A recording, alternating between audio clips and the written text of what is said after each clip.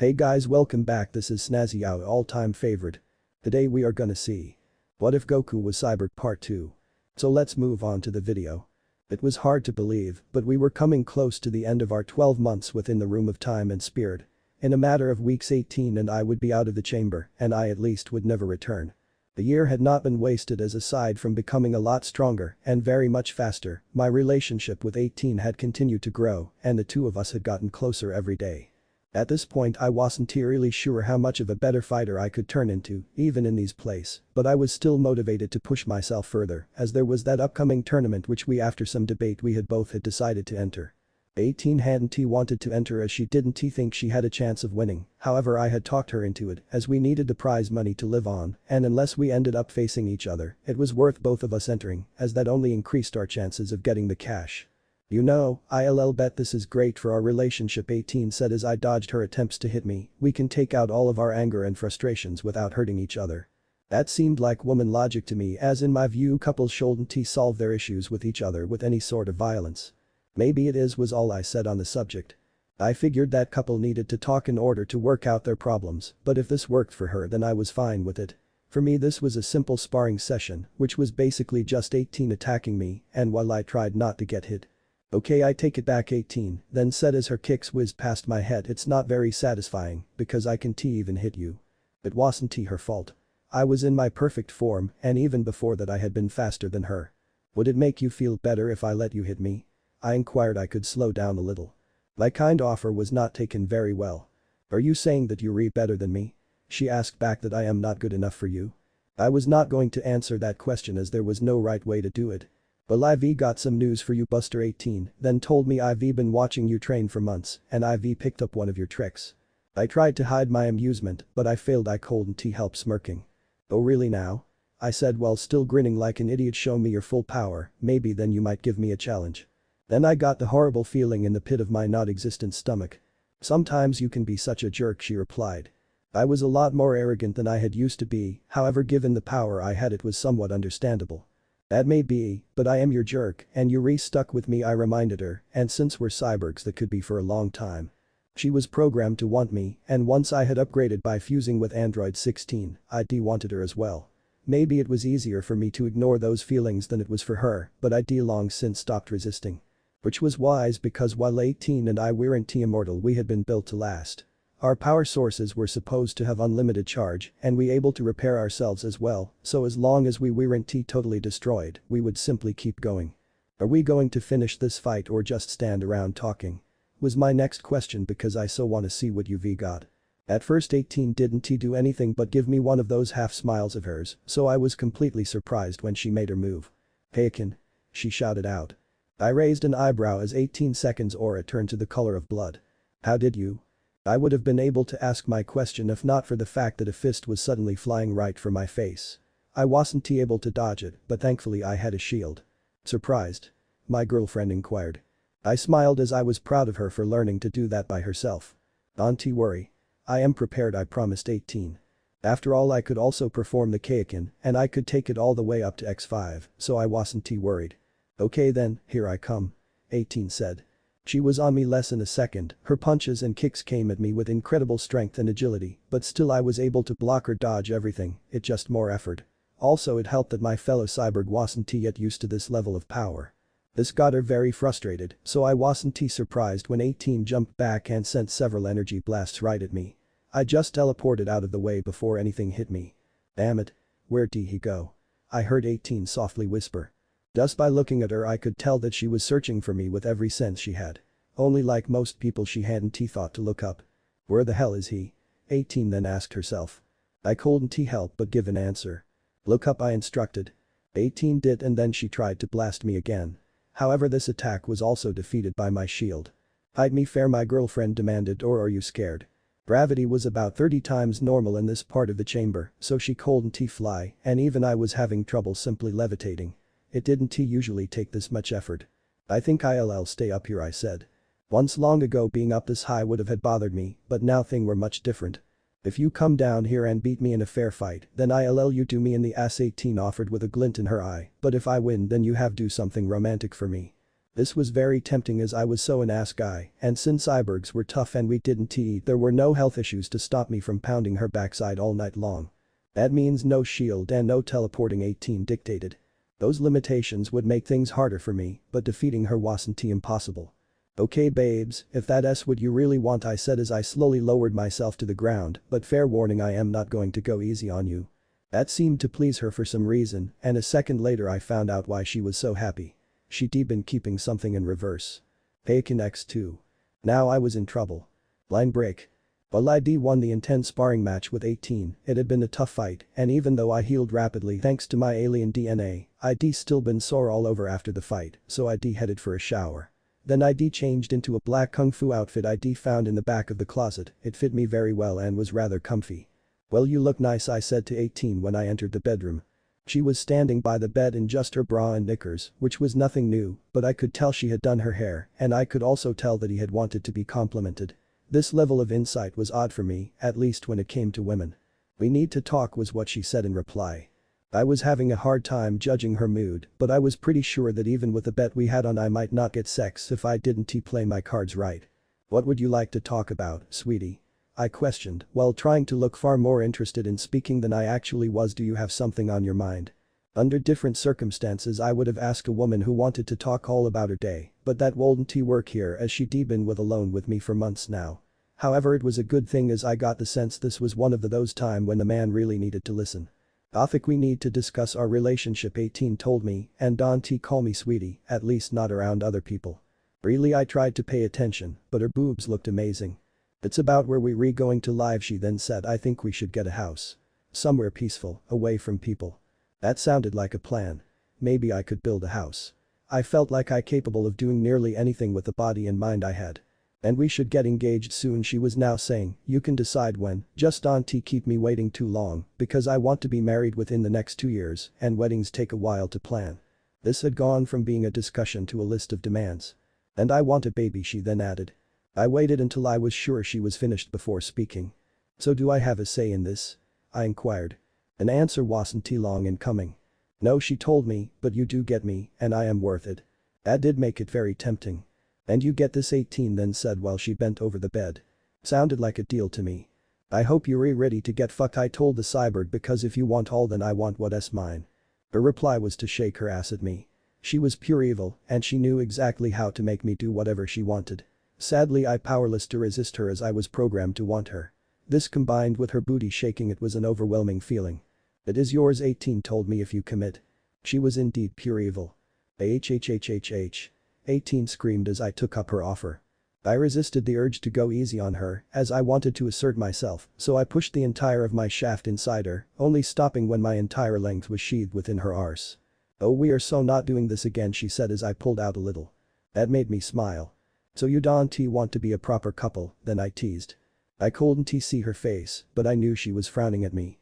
Boo, pull it out a bit. No, not so deep, she said between pants. No, you don't have to stop. I did stop and I noted that she was trying to relax, but she wasn't able to do that until after I started fucking her again.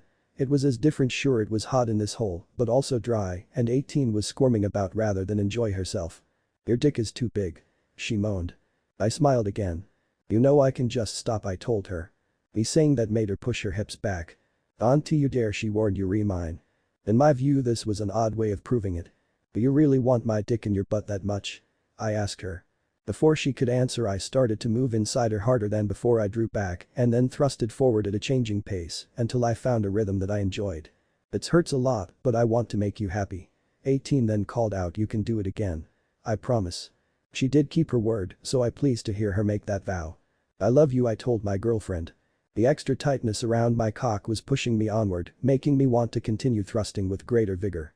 I love you too, she said, just be gentle with me, please. Until now I couldn't recall her ever sounding so vulnerable, and this was something I liked, so I eased up on the back door pounding. I switched to a slow and steady pace that 18 made easier by moving her body with me. You're so strong, she told me, so just be more gentle and we can do this again tomorrow. Just tell me you love me. Since I did, it was easy to say, and her reply was to make a sound not unlike a cat purring. Come for me, she then requested. Come inside me and hold me after. This more delicate and feminine side of 18 was very attractive, so I was highly motivated to do what she wanted. I finished up and soon I was holding her just as she wanted. This is your 9 a.m. wake-up call. Soon after the pod opened I stepped out and stretched, not because I actually needed to, but because it was just what people did when they woke up after a good night's sleep.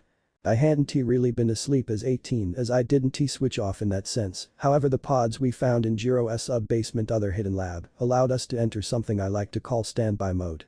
It was as close to real rest as we could get and it was enjoyable. Now we just have to fix the not eating thing and we'll be golden, I said to 18 and stepped out of her pod. Another good thing about the pods was that you didn't exit them with bed hair, so my girlfriend looked as sexy as ever. Which made me want to kiss her, which naturally led to my hands feeling her up. "Who's on the computer?" 18 then asked me. I listened for a moment and found that there was indeed someone in the other room typing away. I went to investigate and I soon found Trunks along with his mother who were busy at the machine. "Do you people ever knock?" I inquired, or do just wander into other people's homes whenever you feel like it? In my view these two fully organic people hadn't been very clever. I was now far more powerful than I'd been before entering the room of time and spirit. Even Son Goku had reason to fear me now, yet these two had foolishly wandered into my lair. "This is important," Trunks said, "we came here to find you." Despite his words he wasn't even looking at me, so I got the sense that in fact meant the other version of myself. The one in the alternate timeline. "Well, you found us," remarked 18. This time Trunks did turn around before he spoke. "Actually you might be able to help," he said. "When I went back to the future I was able to destroy the 17 and 18 in my timeline, but I can't find 21. So I came back hoping to use the computer in this lab to figure out where he might be. Now I am thinking I should have just asked you." Despite him not actually asking me the question I still gave him an answer. "I don't have a clue where he is," I told Trunks. "It's not like I know this world very well and I have no idea what the other me is up to." Knowing myself as well as I did, it was doubtful that I was sitting on a throne somewhere being fed grapes by scantily clad slave girls. Well, at least not for very long, as the novelty would wear off after a while, and these days I only tended to think about 18 in different costumes. Apparently I'd been programmed for monogamy. "Well, if you think of anything then let me know," said Trunks before going back to the computer. I spent a moment or two thinking about blowing up the machine they were working on so that they would leave my girlfriend and I alone, but since I needed this lab intact, I decided not to. "Come on, let's go out here," 18 then said. There was a whole world out there for us to explore, but I had no idea where to begin. Thankfully for me my smart girlfriend did. Line break. When we arrived at the nearest city, we both hovered above it in the air. 18 seconds eyes were darting around like a hawk seeking out a yummy morsel for breakfast, and since like me she didn't eat, it was very odd to her acting like she was hungry. I was left to twiddle my thumbs and to wonder nervously about what she had planned. I didn't care if she stole stuff, and neither did the defenders of this world, as they weren't going to start a war with us over petty crimes. But I did worry about what would happen if 18 just got bored and started blasting people. After spending most a year training I was pretty sure that I could take Goku, even if he was with his friends, but given the history of this planet, I knew that sooner or later someone or something would come along and try to either conquer the planet or blow it up. I really didn't want the responsibility of protecting this world, as I wasn't sure I was even up to it. I was no hero, and those kind of people had the habit of beating impossible odds in order to save everyone.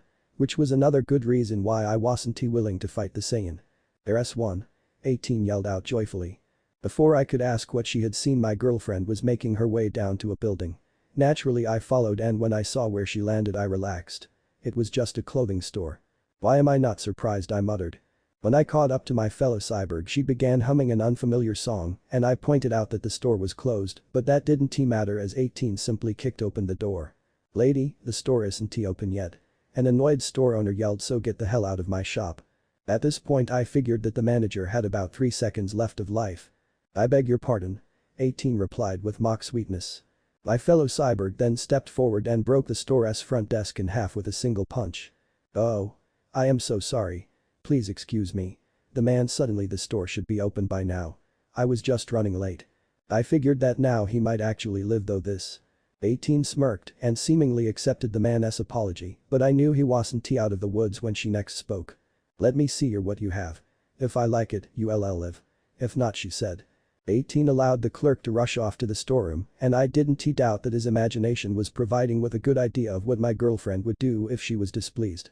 As for me, I decided to take a look around rather than wait outside, as well I wasn't a fashion person and I knew next to nothing about women's clothing. I wanted to stick close to 18 so that I could stop her from killing anyone. "What are you doing?" The blonde cyborg asked me, since when did you develop an interest in women's clothes? To be honest, I barely cared about what I wore. I am just trying to, I said. Finding the right words was a struggle. I am just picking something out for you that I think you will look very pretty, and I lied. The fibbing was followed by what I hoped was my most innocent smile. It was the same kind I'd use on my mother a few hundred times. Yeah, whatever, she said. She had looked unconvinced. But I wasn't too worried, as my fellow cyborg was now distracted by the owner, who had returned to the front of the store with what looked to be a small mountain of clothes. 18 immediately dived into them, and she scrutinized each of them in great detail, while the man just watched nervously. After a moment of silence, 18 lifted her hand and sent a Kai blast straight towards the screaming store owner, immediately vaporizing him and half of the building. She'd done it so fast I hadn't even seen it coming. Why did you do that? I practically screamed. This seemed to amuse the blonde android. All these clothes are atrocious, she explained, so I kept my promise. She hadn't actually said she would kill him, but that wasn't really the point. What's wrong? 18 asked me. It's just a clothing store. I forced myself to calm down, though it wasn't easy. She had just murdered an innocent man in cold blood. That was not something I could simply get past. I'm on 21. I don't see what the problem is, she went on to say. You've killed people. I'd only ended the life of one person, and he'd been trying to kill me. That was totally different than murdering some store owner because his merchandise was rubbish. You're the strongest in the world, she then said, so it's not like anyone can stop us from doing whatever we want. That was true, but being powerful didn't give us the right to do whatever the heck we wanted to do. No killing people, I said. No, unless they attack us first. That was the deal we made. I for one honored my bargains. Oh fine, 18 replied. I won't blow anyone else up unless you say it's okay, but if anyone else tries to buy me off with such awful clothing, I will destroy their store. Only after they run away screaming. That was acceptable. Fine, I said, let's just go. Line break. And what do you have there? 18 asked me as wandered around the city. This wasn't the same city as earlier, as the police would be looking for us there, but it looked more or less the same. It was all buildings and people who didn't really matter. At least not when you didn't need cafes to eat at, and it was too earlier in the day for the bars to be open. The only thing I cared about right now was information, and like in many cities there was a tourist information office, and this one had been full of pamphlets that told people about the fun things they could do. It's about the World Martial Arts Tournament, I explained. You know, that thing we were planning to enter. Her eyes lit up. Ooh, the one with the 10 million zeni prize, she said. Now that does sound interesting. I don't know why she cared so much about money. It wasn't as if we ever paid for anything. Doesn't the thought of a tournament excite you at all? I asked. You know, it could be fun. She chuckled, and that was strange, as while she often looked amused she rarely laughed out loud. 21, only you excite me, 18 said. That sounded like some attempt at flattery, but when I thought about it, only finding really nice clothes made my girlfriend smile half as much as when she smiled at me.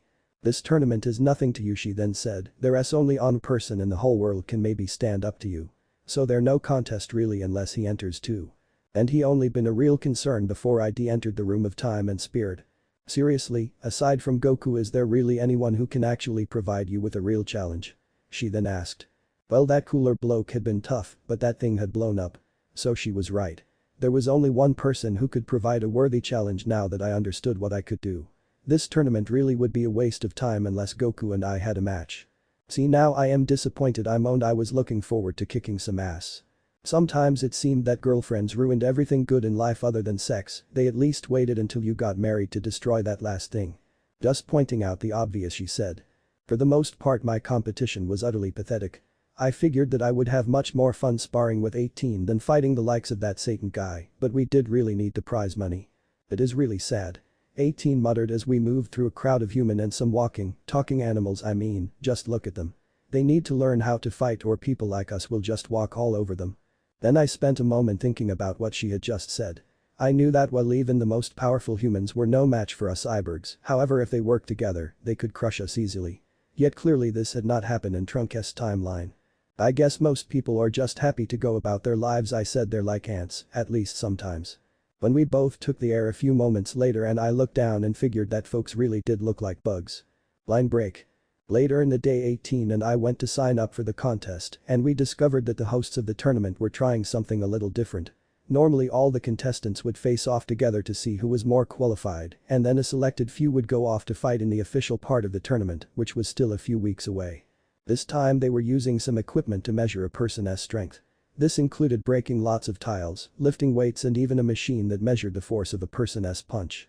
It made little sense until I found that would be 100 people fighting in a free-for-all at the start of the tournament and that were thousands of people who wanted a chance to get the prize money. This is really stupid. 18 muttered a punching machine.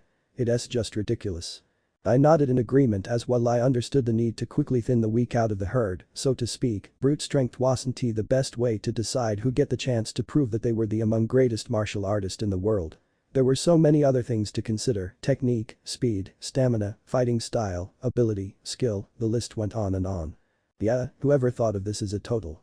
When I saw the Satan guy was helping to organize this event, it no longer needed saying, so I didn't bother to finish my sentence. I guess it won't matter in the end, remarked 18. It'll still be you and Goku in the finals, that's what matters. And when you beat him everyone will know who's the champion. She was right about that being the only fight that really mattered, but still having to qualify for the contest was so boring. It was just sad to watch so-called fighter after so-called fighter hit a machine and think that a score over 100 was something to be proud about, or that breaking 20 roof tiles actually meant something. When the time finally came for 18 to test her strength, I decided to remind her to hold back, as not only would she destroy the equipment with her super strength, but also it would draw a lot of attention to us. Plus it was always good to have people underestimate what you could do. 21, I know, she muttered while flicking her hair, and I promise I won't kill anyone. She approached the machine with a bored look on her face and then broke all the records in a single punch. That's not exactly subtle, I commented. She glared at me. Hey, that's not my fault that these guys are all weaklings, she then said. When my turn came up I was asked to break some boards and tiles, which was so very easy. I guess it's safe to say that we made it, I said to 18 when we were done. Now we just need to think about training. 18 sighed. You always want to train, she moaned, can't we just have more sex? She said loud enough to get the attention of many men, who were now looking at her with more interest than when she nearly broke in the testing equipment. I'll go on top, the Cyborg then offered, and I'll wear something really sexy for you. Please say yes. Now even the ladies around us were staring and they looked annoyed at the blonde bombshell. Let's just go, I suggested. Right now I was the envy of many men and wasn't as fun as it might seem. That is below me, an annoyed 18 stated as we stood outside Kami House. Both people ought to wipe this little island right off the map, so I do not see what we need to learn from this old pervert. Broadly speaking, we have been right here because I failed to need to move garments shopping again. The stealing I used to be first class with and even blowing up homes did not trouble me that a whole lot. But I had no preference to look at more innocent humans get vaporized, as aside from the morality factor, it would just brought about trouble, or maybe worse, we may want to end up strolling out of garb shops, and I did not need to find out what would take place if 18 located she could not get greater unfastened outfits. We rewrite here due to the fact Goku was trained by using Rashi, I explained, so by way of going through the equal education, I will recognize him higher. Except we need something to hold us occupied. 18 regarded to simply accept that. How did you convince this guy to educate us? She then asked. I imply the final time he saw us we have been seeking to kill his prize scholar. That had truly been the clean part. He.s. a large pervert, I said. I bribed him with girly mags and a few underclothes I picked up on the way. I told him they had been yours. I had in reality stole them from a washing line, however they had seemed like something my girlfriend might wear. All proper. We going to schooling now, Master Rashi informed us when he walked onto the seaside. We will start off with a brief run just to heat us up. Comply with me with it. The vintage man took off and ran at the water. Which became staggering, but on the grounds that 18 and I should do the same, we soon caught up. After a few minutes of what I considered to be light running, we arrived at a small house. There has been a cow guy stacking crates of milk, someone who became truly some sort of hybrid between man and cow, not someone who took care of bovine. I continually supposed to ask someone approximately why there are such a lot of animal people around. I cautiously said to 18, we do not have them in my international. By using my calculations, approximately 1 in 5 human beings have been a few form of speaking animal, and some had been anthropomorphic. The planet became in reality dominated through a dog guy referred to as King Furry, and from what I could inform he was doing a very good task. Still at excellent strange. You have to be the only I talked to in advance, Rashi stated to the man cow. We will make sure to have all this delivered through breakfast. I didn't care that a lot what we did for a warm-up, but 18 become getting irritated again, and while that took place someone could explode. So I determined to say something earlier than she did. Excuse me, grasped Rashi, I interjected.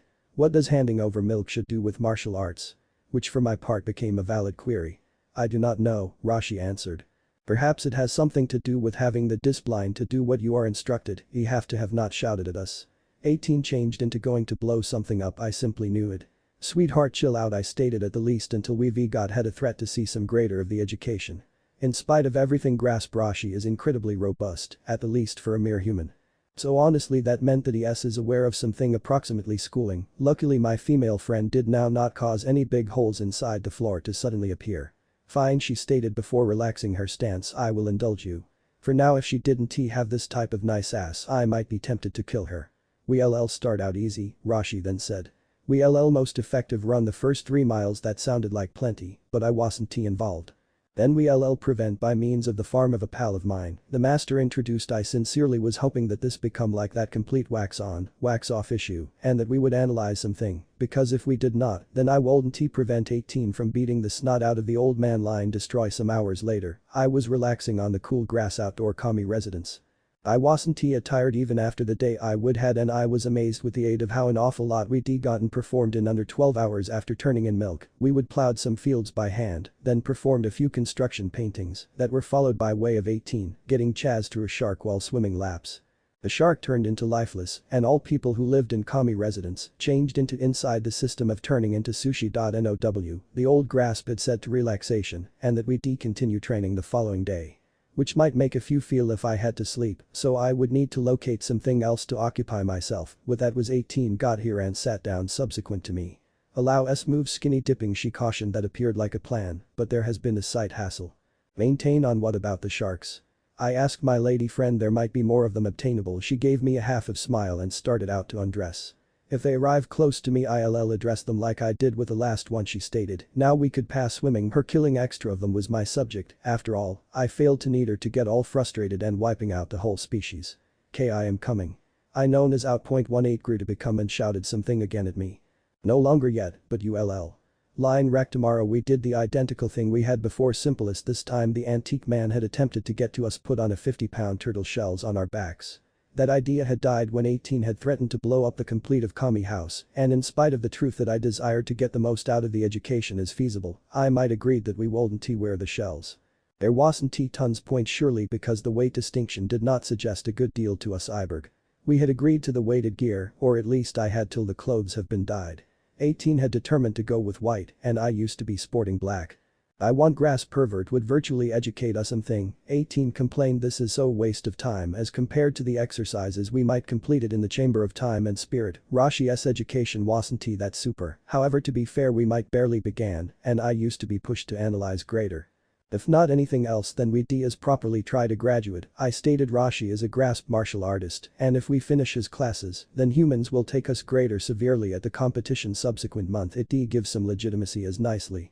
You do have a factor, 18 admitted. However, I would like to make sure my fighting talents are not getting rusty. I should help with that. Well, why don't we spar a piece? I recommended. With any luck, a low-powered exercise combat would not level the island. I don't know, she replied. Maybe I have to combat the short man. It took me some moments to parent out who she supposed.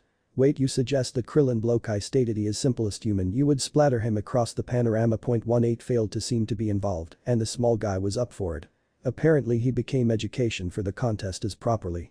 But ull get creamed, I warned the tiny bald individual. As a minimum it would be fun to look at. Ill simply ought to learn to be higher than ever, Krillin stated. Krillin charged at 18 with a type of speed no human must have, but my lady friend controlled to transport out of the way at the closing second. Krillin became surprised at how a good deal quicker she became. Regrettably, for his second of marvel changed into interrupted while 18 seconds fist shot into his belly. Krillin doubled over in pain, but his credit shook off the blow quick and he changed into even capable of block the fist that 18 aimed at his head. Then Krillin went at the offensive with a sweeping kick, no doubt looking to take the feet out from below. My fellow Cyborg. The blonde jumped over the attack, after which back flipped out of range of the subsequent punch Krillin tried to land. She spoke back to that with an uppercut geared toward the person's jaw, but there was just sufficient time for Krillin to place an arm in front of the blow, which amazed 18. Ha, I muttered. Betty's not so susceptible in the end. I changed my opinion very quickly when I noticed the little fella get thrown into the ocean by means of 18 line damage. Kamehameha. I shouted as I dispatched the Kamehameha wave into the ocean. For a few moments it appeared as my Kai assault had parted the waves, only the impact did not final for terribly lengthy. Very good, a voice said from in the back of me. I became to peer Grasp Rashi's status behind me. Thank you, I spoke back. I figured I ought to do higher, but I wasn't sure how. Want some education? Rashi presented. In reality I did. You could have discovered to carry out the pass, Rashi stated, however you haven't mastered it, but for the reason that I'd been programmed to carry out this move, I did not sincerely recognize the way it worked. How do I grasp it? I asked. This became something I'd want to analyze. You want to learn how to position greater of your power into it, the master spoke back. Strive maintaining the strength and putting as a lot of your power into it as viable before releasing it.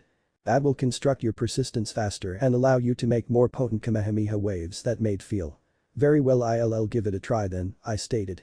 Kami-hami, I gathered the blue power between my palms, but as opposed to letting it move, I continued to put more strength till I figured I had no more to give. So I permit the large Kamehameha wave go out into the sea. This time it seemed as though Moses had parted the purple sea. I ought to nearly make out the sea floor, and the effect lasted much longer than earlier then. Superb, Rashi said. I am amazed you've got control to channel so much power into it so effortlessly. It took me nearly 50 years to master that move. I needed to marvel how old the man become. Now in case you do as a lot of the ones as you could every day, you may get stronger right away, Rashi said. However, for now I'd like to test your reflexes. That was fine with me. How are we going to do that? I inquired. I also spent a moment thinking. Have been 18 had gotten off too. With any luck she wasn't killing anybody. Properly, Rashi responded. Since you seem to love to spar a lot, I figured we'd get your reflexes extra finely tuned via having you spar against one-of-a-kind human beings. When you consider that there was only one of him, I saw a flaw in the old man's plan. Wait, Rashi stated. Krillin. It didn't take long for Shorty to show up. Sure master, the monk stated, jogging over from wherein he'd been quietly meditating. What do you want? I figured he would freak when he observed out. Come over right here, Rashi instructed. The two folks are going to both spar towards my new scholar. Just as it is important too for allies to learn to work as a crew against a more potent opponent, it is also important to learn the way address more than one enemy on the equal time. That made feel to me.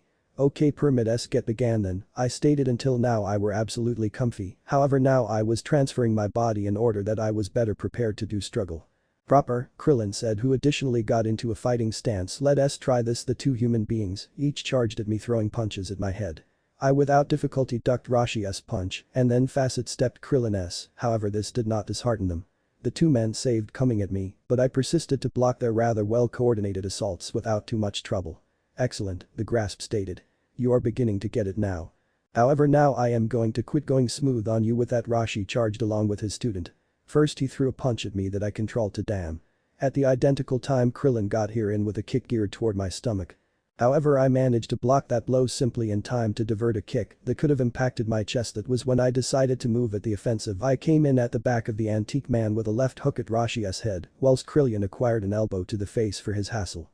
Sure, yes, the master said as he picked himself up off the floor. It's undeniable to peer that I've not anything greater to train you. I wasn't surprised given my stage of uncooked energy, however I used to be still thrilled.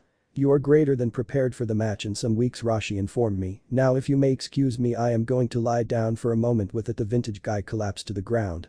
Is someone getting tortured? I asked 18. My girlfriend and I had wandered off from the picnic area while the food was being chowed down upon because neither of us ate. As we headed back we heard this horrid noise. It was totally inhuman and full of pain. Ooh, I just want to be your puppy. Krillin was singing karaoke, and while most members of the group were totally speechless, other people had comments to make.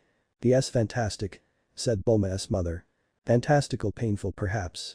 I guess that's one way of putting it, stated Bulma's father. No one else seemed inclined to lie. How can anyone possible think this is good? Asked Trunks. Master Rashi seemed to be enjoying it, but he was old and senile, so that was forgivable. Yeah. Sing it. The elderly pervert called out. Baby Trunks was clapping while wriggling around in Bulma's arms, and sadly for me 18 noticed the baby. I knew she must be feeling pretty because she never normally got so clingy in public, but now she was sitting down on the grass next to me while squeezing my arm. I just can't stand it any longer. Vegeta then yelled, make him stop. As requested came when huge spaceship appeared and landed no more than 20 yards away from us. It was a real showstopper. Naturally everyone was a little suspicious of the fact that a spaceship had landed so close to us and were all now looking at the craft as its door slowly opened. Guards came from inside the spaceship and they marched towards where Vegeta was standing. I figured that they were going to arrest him and this made me happy. Must be the space police, I muttered.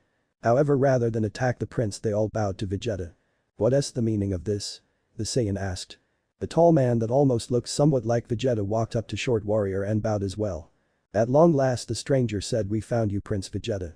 Everyone other than the alien fighter was too stunned to speak. "You're a Saiyan, aren't you?" my short foe asked. This surprised me even more, as I'd been under the impression that the Saiyan race had been wiped out. "Yes, I am a Saiyan," said the man as he looked up at Vegeta. The dark-tanned man, who had yet to identify himself, was a well-built warrior who was wearing what looked like battle armor under a huge white cloak that covered most of his body. He looked older than the prince and Goku, but that didn't mean he wasn't very dangerous. "Hey 16," I asked the voice in my head, "could I take this guy?" An answer wasn't long in coming. "With ease." At this point I stopped worrying, as if I could easily destroy the leader of these aliens, then it should be a simple matter to clean up his henchmen afterwards. "Who are you?" Trunks questioned suspiciously.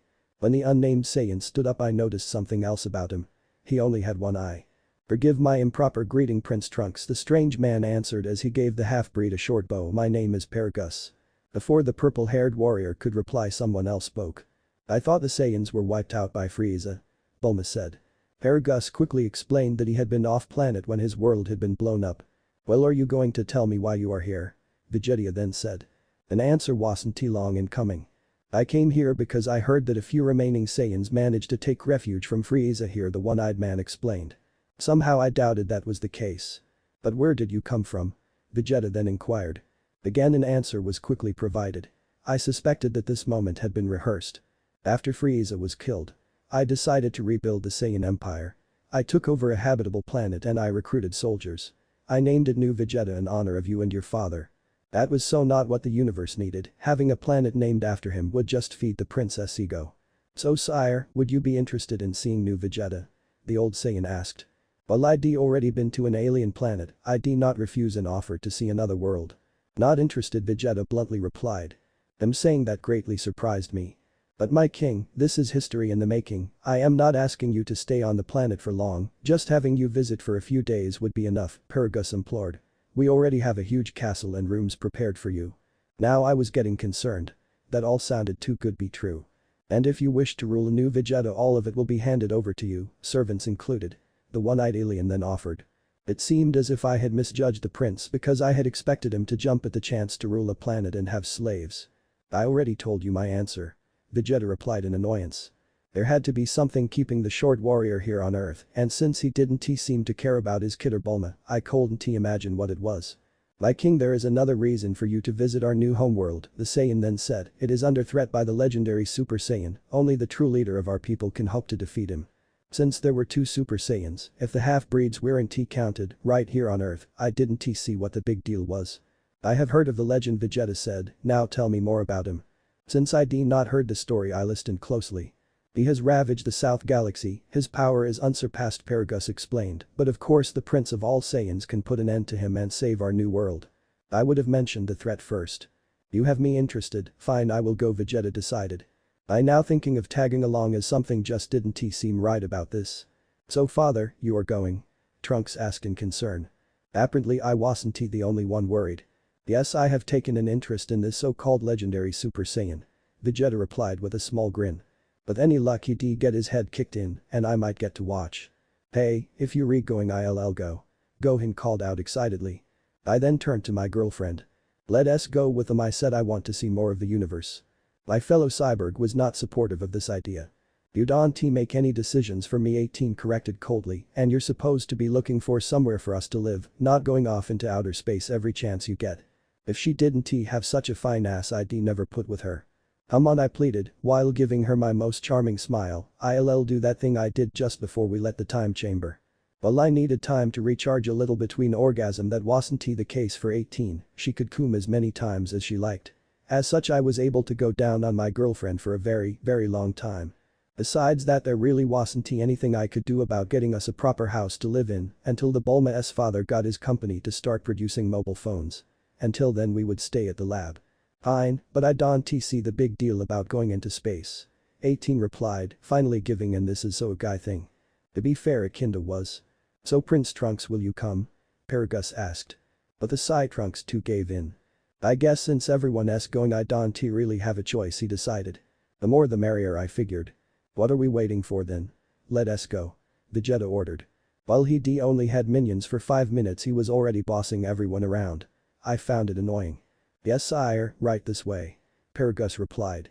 I followed the one-eyed alien, and as I did I looked around to see who else was tagging along. How rent you coming with us, Tien? Gohan asked the three-eyed man curiously. Goku-san quickly got an answer. Nope, I have something to do. Tien answered before flying away. I didn't think we'd need any help, but since having backup tended to be a good thing I was a little disappointed. What about you Yamcha? Gohan inquired. Again he was quickly given an answer.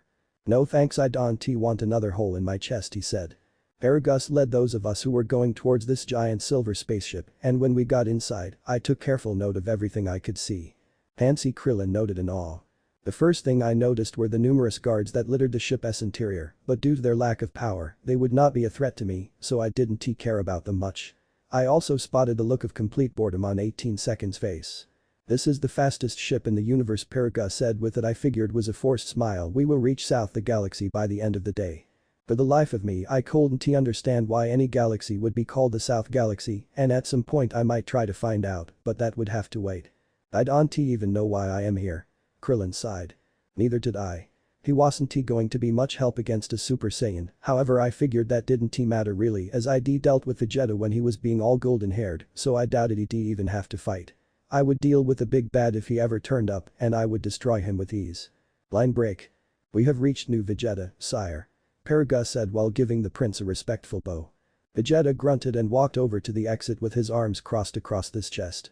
I figured he was trying to act as if he didn't care about the planet that named after him or the attempt to restore his people's empire. Of course I will make sure our royal family gets proper treatment, the one-eyed man assured, as will their guests. Now I was wondering if the one-eyed warrior was planning to kill what was left of the royal family, but I said nothing on the matter. I didn't understand what was happening here, and until I did it would be unwise of me to take any action. This planet looks so barren. Trunks observed. While I only see 2 alien worlds, including this one, I had to admit that so far Earth seemed to be a cut above the rest. Yes, well, it was empty until my son and I got here. Paragus explained as we all walked up to what I guessed was a palace. Here we are, sire, the castle that was built for you, sire. Vegeta ignored him and continued walking while paying no attention to what was supposed to be his world. Krillin and Gohan looked at everything with both curiosity and excitement. If I was any judge, Trunks was feeling suspicious. As for 18, she walked beside me with an expression of boredom. Which I found odd, as even someone who no interest in space travel should have some sort of reaction when they found themselves on an alien world. This is my son Broly. Paragus introduced. Versailles, the tall man, seems to have a rather calm expression, in fact he looked a little stoned. Now follow me, Paragus said. I'd stopped paying attention to the one-eyed warrior for a while because I'd been staring at his son. I had suddenly remembered where I'd heard that name before. According to my blueprints, my Saiyan DNA had come from someone called Broly, and since that race had been almost totally wiped out, I doubted there were 2 Brolys around. By the time I'd returned to reality, we were deep inside the castle, and we were entering what looked to be a grand dining room. The table was nearly buried in food, a feast had been prepared for us. Enjoy the meal, said our host. Now if you'll excuse me. Since we cyborgs didn't eat, 18 and we let everyone else chow down while we kept to ourselves, but not before grabbing a couple of goblets of gold-colored wine. The drink was really good. I enjoyed the flavor, but my girlfriend made a funny face and complained. Which struck me as odd. That's horrible, she stated. I am going to stick to water from now on. We had to take in fluid since we still sweated like humans did, but me, I was going to drink the wine. I don't trust him. 18 then said that one-eyed he's lying about everything. To my surprise, Trunks came over to listen to what we had to say. I was actually thinking the same, he said. As was I. And then there's his creepy son, 18 commented. Yeah, that Broly guy was weird. What do you think is wrong with him? Trunks asked us. Could be the local weed. I was tempted to go find some and try it out. He's a Saiyan, but he sure doesn't act like one, he seems so dead in the eyes, 18 answered. I mused on the subject for a moment. Maybe he's just retarded, I pondered. Do you get Saiyans with special needs? Trunks had no idea. Well, I doubt they will try anything, the purple-haired warrior then said. They are pretty weak, if anything the only threat is this so-called legendary Super Saiyan. I nodded my head in agreement. Well, if he turns up I am sure we can with him, I then said. After spending a year training I was sure that I could handle any Saiyan, even a mythical one. Since I didn't sleep, I had decided to wander around a little. Plus I needed some time to think, as while in bed with my girlfriend, I sensed some Kai energy growing within her. Which was totally impossible as she wasn't organic enough for that. There had been only one explanation. She was pregnant. which also explained everything else I noted about her, from her sudden dislike of wine to her violent outburst that had cost a man his life just the other day. She'd apparently known for a few days now, having sneaked off to make use a pregnancy test. While walking around I'd sensed Goku. I'd no clue how he'd gotten here, but there was no denying that he was here and that he was annoying the crap out of people. Broly, calm down. I heard our host shout. I figured that someone around here was coming down from whatever drugs they were on. Calm down, Broly. He then called out. Judging by the roaring, I knew that the guy with the dead eyes was not going to chill out. Broly. Paragus then screamed. The next thing I knew, Broly was charging towards Goku, who wisely moved out of the way. The wall behind the hero didn't do a thing to stop the big Saiyan, and then a moment later Broly was in Vegeta's bedroom. Which of course woke him up. But the Vegeta angrily yelled.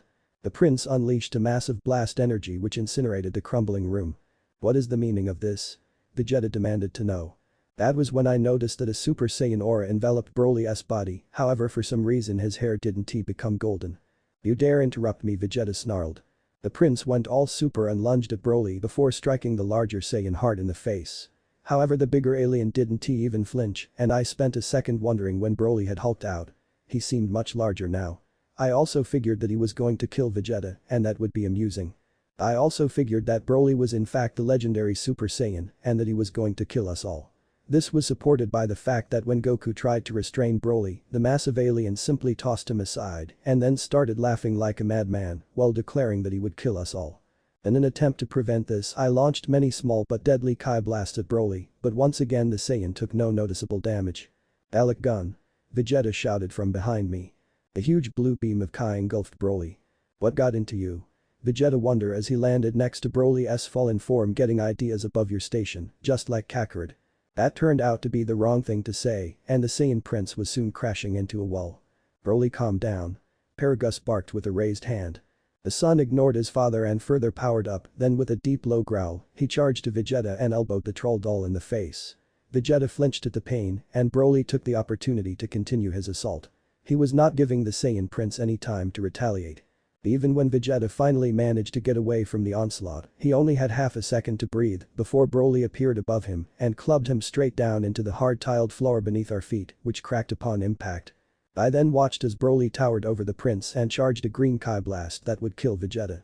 But it never met its mark as I had moved the small Saiyan out of the way. No one kills Veggie but me, I told the pissed off Super Saiyan.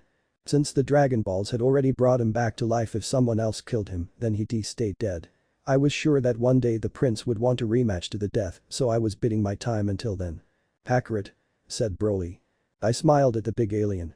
Actually, my name is Gothic, I told the Saiyan. When you get to hell, tell them I sent you. My efforts to kill Broly didn't go so well. I had the speed to dodge the big alien's clumsy blows, and I was strong enough to at least make him flinch, but that was about it. Then things went wrong for me. I miscalculated a blow, and Broly responded by batting me aside so hard that I bounced off the roof and hit the floor so hard that I was momentarily stunned. That was when I nearly died as Broly sent a Kai ball right at my head and I had no time to dodge. I would have died if my fellow Cyborg hadn't been there to block the attack. Looked like you needed help. 18 said with a smirk. I was about to thank my girlfriend, but someone else spoke. Get out of my way. Vegeta demanded his mind to deal with. As the prince powered up and charged Broly. I noticed then that Paragus was watching this fight with a sadistic smile on his face. Broly will kill them, and then Comet Komori will kill him, I heard the one-eyed man say, and when everyone is dead, no one would be able to get in my way. He may have said more, but then there was a huge surge of light that blinded me for a moment. When I could see again, I saw that energy crackling furiously around Broly, whose hair was now green for some reason. His hulking muscles had somehow got even larger, and his eyes had disappeared, leaving his eyes pure white. This can't be, Vegeta struggled to say. I didn't understand what was happening. The leg legendary Super Saiyan, Vegeta then muttered. I'd already figured that out. The going to kill us all. Vegeta then shouted. Goku at least didn't seem so concerned. He was now fighting Broly, and he was doing quite well in my view, or at least he did, until a blast of green energy sent the hero through a wall. Now you die. Broly roared. The massive Saiyan had a sadistic grin of amusement on his face, even as Kai blasts from 18 and myself made contact with his body. Sadly for us, they had no noticeable effect. Broly laughed hysterically as he flew at Vegeta with blinding speed, and the next thing I knew, the green-haired pile of muscle was slamming his fist to Vegeta's face and knocking him out of the palace. In the next instant I felt a hand wrapping in my neck and Broly laughed cruelly as he tightened his grip and prevented my air intake. Out of the corner of my eye could see 18 struggle to help me, she was kicking Broly as hard as she could, then she was slapping and punching him with all her power, but it barely registered. "You're next," Broly promised her. That threat was enough to start pissing me off. "Heiken X3. I shouted. I was able to pry Broly off me and then I punched him as hard as I could, which did have an effect. "Until you dare touch her, you bastard," I swore. My next act was to fire a narrow but still potent energy beam from the tip of the finger on my right hand. That single attack was powerful enough cause even a skyscraper to collapse, but all it did was leave a scorched spot on Broly's back, but at least it hurt the legendary Super Saiyan enough that he cried out in pain. Broly looked at me with both anger and wonder, and I prepared to fire again, even as someone else made an appearance. "Looks like you guys needed help," Trunks said. The half-breed had his sword, and I hoped that it was more effective against organic beings than it was against cyborgs. "More lambs to the slaughter," said Broly with a laugh. My intent right then was to fire, but first I had to wait for both Trunks and Goku to finish their turns. Once they were out of the fight for a round I aimed for the green-haired monster's eyes and put all the power I could into the shot. If this worked as planned I'd blow out the back of the Saiyan's skull. "Boy, get out of here," Vegeta shouted at his son. I fired, but I only ended up blasting a hole all the way through the place as the prince had swooped in. He had tackled Broly to the ground so that he could pound on the bigger alien. "You idiot," I shouted. Vegeta might as well have started a tickle fight with Broly for all the good it did. Even as the prince's fist attempted to turn the larger Saiyan's face into a deformed mess, Broly just laughed. Then what was left of the palace was vaporized as a blast of green energy leveled the place. The explosion didn't harm me at all, as I had a shield that could take planet-destroying blasts, but it did leave me blind for a few moments. When I could see again I saw that the freak had both Trunks and 18 with his grasp. Before I could do anything about that he had slammed them both face first into the ground before tossing their bodies towards the what I knew to be a river. Broly laughed and I got so beyond mad that I didn't even think I was doing. I just fired a narrow beam straight at Broly.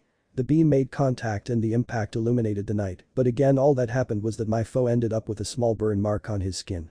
It hurt but not much. "Oh come on," I yelled. With that much energy I could have leveled an entire city block and yet it had only stung the legendary Super Saiyan. "That hurt a little," Broly told me. Before I could make another move my enemy was in front of me and he was punching me in the stomach so hard that it caused me to drop to the ground. Then once more the monster in the form of man took a grip on my neck and he flew us over to 18. She wasn't even able to sit up, never mind fight, she was totally helpless. "Watch," Broly commanded. I knew he was going to kill her, so I had no choice but to risk powering up to a dangerous level. Hyakuin X10. With my vastly increased speed and strength I was able to free myself, and since I knew that I wouldn't be able to sustain this level of power for very long with destroying myself, I wasted no time in hitting the freak with everything that I had. Sadly for me Broly quickly overcame the pain my blows caused him. I figured that at most I'd given him a few bruises, but only his lip was bleeding and if anything the freak seemed happy about it. "I will show you why I am the prince of all Saiyans," Vegeta shouted as he charged over to Broly. This was a chance for me to power down so I did. Meanwhile Broly laughed as he seemed to phased out of sight and when he reappeared he kneed Vegeta in the stomach, forcing him to his knees. Next Broly crackled in laughter as he kicked Vegeta's chin, sending him soaring through the air. Then Goku flew over and tried his best with a kick in the neck, but Broly didn't even flinch. Finally Trunks, who looked to have gone to Super Saiyan 2, lunged at Broly fist first into his face, causing the even bigger Saiyan to stagger a few steps backwards. Broly simply snickered as he retaliated with a punch of his own. Trunks was sent flying backwards, falling down next to his father. "You're all pathetic," Broly said. That was hard to deny given what was happening. "Stop it," a boyish voice suddenly shouted out. Broly and I looked around until we found that a young boy was the source of the yelling. "Kakarot's son," Broly growled. Then he nailed Gohan in the face in a speed that was simply too fast for me to react to. "Destructo disc," I heard, then Krillin. Broly looked back with horror as the buzzing disc of death neared him. He managed to dodge it, barely, but the disc scraped his cheek and he noticed that Broly was bleeding. Then the green-haired Saiyan snarled as he phased in front of Krillin, beefering, taking the bald guy out with an elbow to the face. The human warrior immediately fell to the ground and it was clear to me that he unconscious. Broly laughed some as he prepared a small but effective green Kai blast, but before the sadistic Saiyan could launch it, Goku tackled him much like Vegeta had, and like before the move didn't have much of an effect on the big brute. I watched an enraged Broly grab Gohan's hair roughly and then go on to punch the hero in his face well repeatedly, and that was followed by a blow to the gut. Now for the girl, Broly decided. I was damaged by the Kyakub, I could feel it, and while I was recovering I was unable to act as the monster grabbed my girlfriend by her waist with one hand. He then squeezed her tightly and punched her in the face repeatedly while laughing sadistically. "Let go of her," I demanded. I sensed the Kai energy within 18 fade away, and I remembered why I'd been wandering the now destroyed palace. Then all I could feel was my anger rising, as Broly kept hitting 18 my vision blurred and I felt my insides grow hot.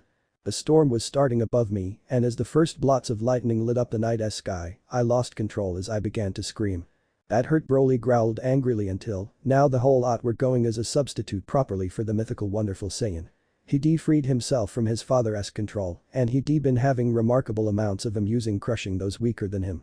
Even those instances whilst the insects have been capable of sting him, it were fun because like every of his warrior race. Broly enjoyed a fight extra, whilst his foe should at the least try to fight back. Then a blue-haired guy, who wasn't even half of Saiyan, had gotten very upset. His aura turned into now flooded with silver energy as an alternative, the golden, which was maximum probable due having DNA from different alien species. Golden are now not it signaled that he executed an entire new stage of would possibly, and what without a doubt mattered, become the sheer amount of energy the Cyborg commanded. It now passed Broly's very own. Now not via an awful lot, but possibly it'd be sufficient. This may hurt extra. Gothic promised Broly had best a second to behave earlier than being hit by using a targeted beam of silver-colored Kai, and he did not take it, so all of the huge Saiyan should do turned into snarl angrily as the beam propelled him backwards. To make matters worse, some other alien had turned up, and now Piccolo changed into blasting him with large quantity of Kai power. Which intended that Broly had no time to recover from his final assault before taking even greater harm. Fortuitously for Broly, the being called Piccolo was now not powerful enough to maintain up the tempo required for very lengthy, so the mythical terrific Saiyan was soon able to cross again at the offensive. The Namekian warrior blocked most of the attacks. He still took big harm, for Broly's effective blows surely shattered the inexperienced men's defenses. Piccolo dropped down from the sky, as his body had succumbed to the scary harm, and that mixed with the force of the effect with the ground, ensured that he simply couldn't simply stand returned up. The mythical top-notch Saiyan supposed to complete Piccolo off, however he in no way got the danger. No. Gohan shouted as he ran over and kicked Broly from in the back of Broly seemed again with an annoyed frown, and then he grasped Gohan's legs earlier than slamming the boy to the ground a few times. He then proceeded to kick him excessive into the sky. Gohan fell right except Vegeta semi-aware formed. The sight of so many humans' mendacity on the floor substantially pleased Broly, right up until the point they started out to move. This made the inexperienced haired monster very indignant because it turned out he hadn't truly killed every person. In an effort to repair this, the massive Saiyan formed a ball of green electricity and organized to throw at all the helpless humans that became, while a completely powerful blast of silver-colored Kai electricity slammed into the back of the legendary high-quality Saiyan, and the destroyer of worlds screamed in pain. "I instructed you it might harm more," Gothic stated. Broly became, and for the first time in perhaps his complete lifestyles, the legend-given form knew fear. 21 had turned out to be a brilliant cyborg, and even as the peculiar silver air of mystery failed to challenge the Broly, there was something that did substantially unnerve him.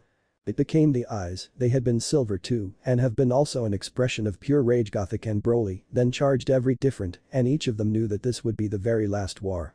One of them was going to die, and the green-haired freak wasn't certain who would win.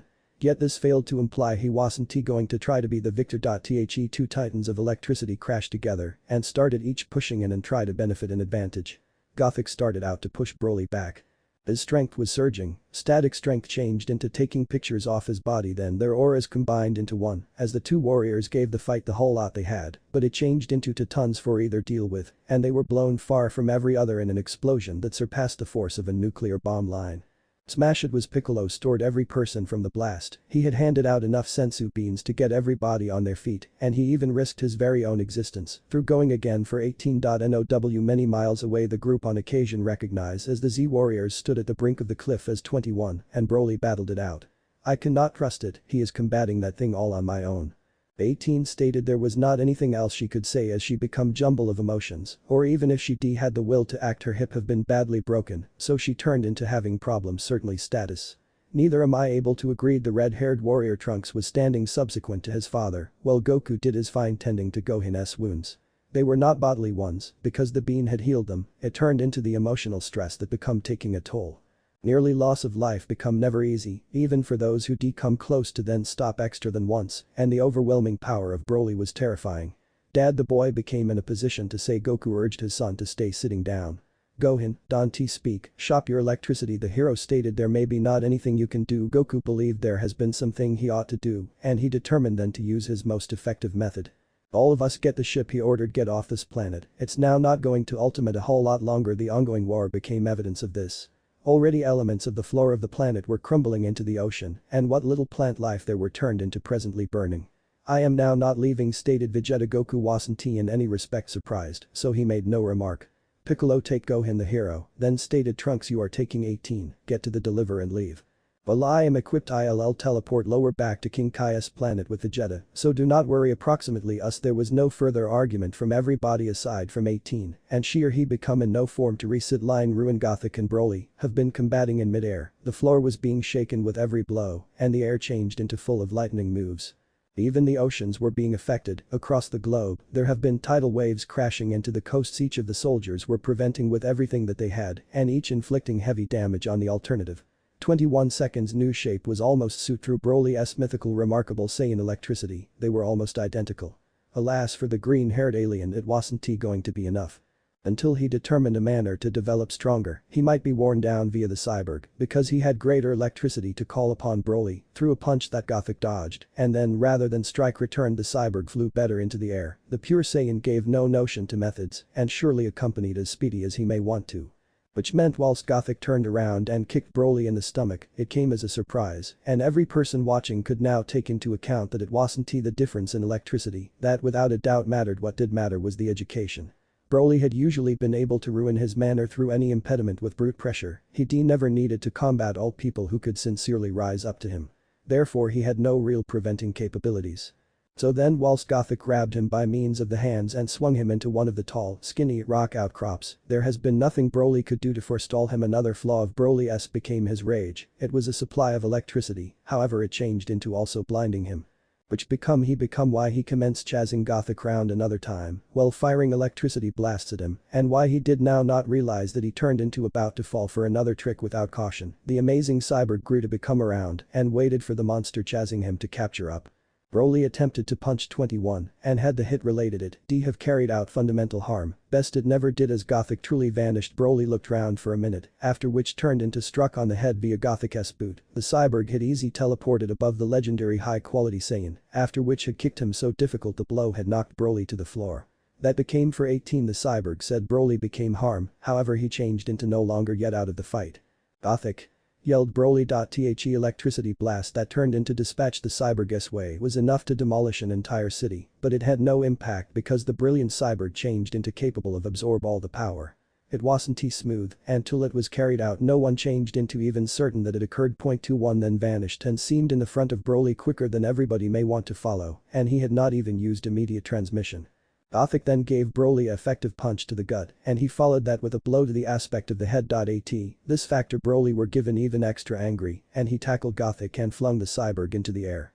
Next Broly flew up to the warrior with silver air of mystery and started to violently beat the hell out of him, earlier than throwing the man from some other reality to the floor. Before the cyborg may want to recover from any of that, Broly had his hand prolonged in the direction of Gothic, and a small inexperienced electricity ball changed into forming line. Smash, Kakarot, the android is nearly completed for Vegeta stated with difficulty in his voice. Broly has end up even more potent, this isn't he always searching true, the spirit bomb took time to raid up, and even as he changed into accumulating power from this planet and those closest to it, the heroic Saiyan may want to do nothing else. He needed to stick to the plan and wish that the remarkable cyborg become capable of teleport to every other planet. Then help him, Goku urged. Vegeta simply snorted and went again to watching the fight line smash. If Broly had attacked proper a way he would possibly have received. His growing anger had driven his energy degree even better. His green hair was now flowing down his again, and his entire frame changed into crackling with power as he laughed in a way that simplest the insane could. Because of that he failed to note that 2 silver orbs of power started to develop in his Gothic's arms. While the inexperienced electricity ball in his hand started out to develop, the 2 smaller sphere grew, and it changed into now a count of who attacked first. Cyborg become quicker. 1 ball of silver power struck Broly in the face, as the opposite struck the inexperienced sphere that the mythical exquisite Saiyan changed into, still preserving in his hands. Another explosion shattered the landscape. Throughout the planet volcanoes erupted, and tectonic plates shifted. The sky itself seemed to burn, and the shock wave was felt even by using the fighters in the deliver.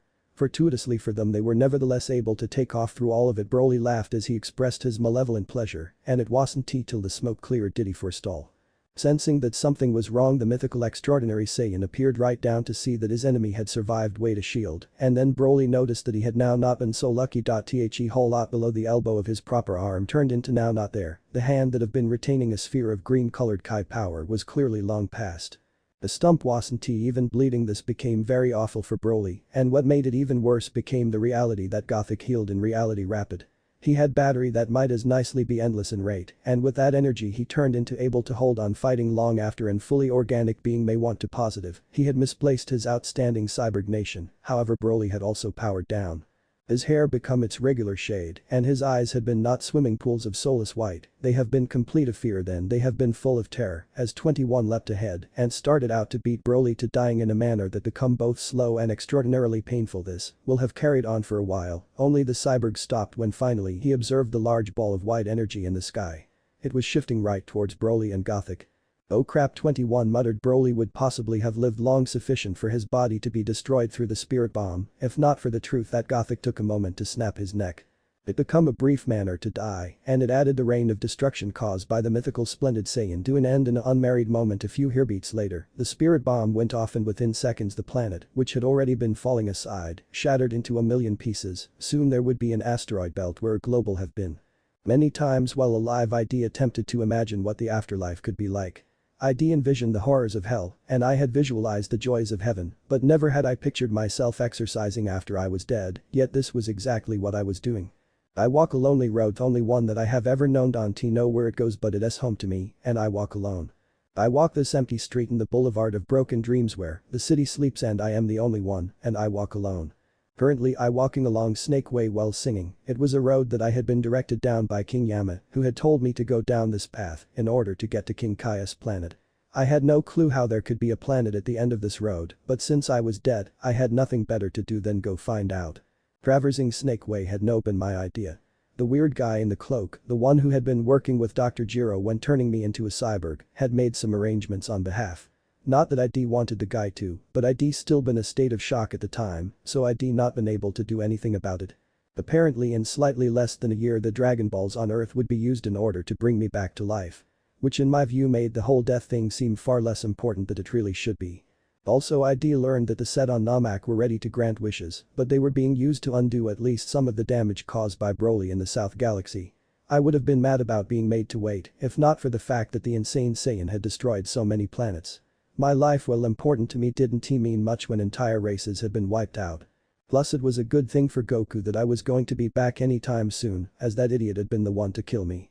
I wasn't evil, so the spirit bomb hadn't done me no harm, but it had finished off the planet, and since I couldn't survive in space, ID only had as much air as my shield could contain. Which hadn't been anywhere near enough, so ID suffocated after a while. That wasn't a nice way to die, but really it had been a very good thing that ID snuffed it, since I couldn't fly faster than light. Had I been able to survive in space, I'd still have been buggered, as it would have taken me tens of millions, if not billions, of years to get back to Earth, and attempting that trip would have driven me mad. Of course, had I known that instant transmission could take me from planet to planet, then that wouldn't be an issue, and I would still be alive. But Goku had never bothered to check if I knew that, and since he hadn't teleported me away at the last moment, this meant he must have left me behind in order to save Vegeta. Who I was sure had still be around when the bomb went off. I got mad about that, and I started running so fast that I left a dust storm in my wake. I didn't slow down until I tripped and began to roll. How long I have been running? I asked 16 as I got up. Somehow the personality of Android 16 had survived my body's death and had even made it to the afterlife with me. Which at first hadn't made any sense to me, at least until I remembered that, well, we each had our minds, fusing had sort of made us one person, and since I had a soul he had been able to tag along. For weeks. I had no idea how much longer I would have to run, as well 16 could tell me down the centimeter how far I had traveled. I didn't know how long Snake Way was. There were no landmarks or even signposts. The only living things I'd seen for the last 28 days were people who looked like demons, and they'd all been driving street cleaners, and they hadn't wanted to stop for a chat. Since I'd seen so little in my journey, it was a big surprise to me when I came across a house. It had an Eastern style to it, and it was a big place, so I figured that it could be the home of a king, but there were no planets around, so I didn't think the Kai guy lived here. Still I reasoned that if nothing else anyone living just off Snake Way might at least be able to tell me how much further I had to go, so I decided to head inside, only I was swallowed by the head of snake, and that was not the most fun way to get inside someone's home. "Hello?" I called out when I came to a stop. "Anyone home?" I neither saw or heard anything until there was the clang of a gong sounded. When I detected the noise I turned my head and saw an odd-looking but still somewhat attractive woman. I figured that she was an alien of some sort or possibly even a demon, since this I was close to hell. Importantly, I didn't rule out the idea that this female being might be something outside of my experience. It was best to not make any assumptions and that I learn more. "Summon the princess," the woman shouted out. Given that I was looking for a king, finding a princess seemed to be a step in the right direction. After all, there had been a Cobra Kai gang in the Karate Kid movie, and King Kai was supposed to be a trainer of fighters. That meant he could be some sort of snake person, and this Princess Snake could be his daughter. My trail of thought came to an end when I looked towards a procession of people who were moving towards me. Standing at the front of the formation was a beautiful woman with an odd color of skin. However, I barely noticed that as my focus was on her rather garish sense of dress and all her accessories. She should have looked silly, yet somehow she managed to seem somewhat regal. Having grown up in a country that had royalty, I knew that I was expected to be very polite, so I bowed when the princess stopped just in front of me. "Hello, Your Highness," I then said. "My name is Gothic. Forgive me for the intrusion. I am looking for King Kai and was I hoping you could tell me how far I still have to go." Given that the road was called Snake Way and it was serpent-shaped, I figured that it might be named after the princess or vice versa, which could also mean that she knew how long it was. "My, what have we here?" the royal person asked in a sultry tone. "You are a handsome one." That was not something I'd expected her to say, and I decided to try to keep the conversation on track. "Is your father here, Your Majesty?" I asked in my most courteous tone of voice. "I've come a long way to meet him." Again I didn't hear what I hoped to hear. "My father," she said, sounding confused. At this point my thinking was that either she wasn't related to King Kai or that she was very surprised that I had made the connection. "Yes, Your Highness," I replied. "I am seeking the king so that I can train with him before I am brought back to life." Which I imagined sounded very odd. "Oh, King Kai, well," she began to say. There was a brief pause as the princess struggled to find some words. "Yes, away on business for the next few days," she told me, "but you are welcome to stay until he returns home."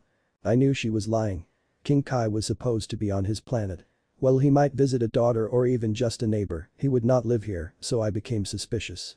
However, I hid it as I wanted to find out why this princess would lie. "Thank you. I'd be honored to stay here," I said. "I've been running Snake Way for a few weeks now. I could do with a rest."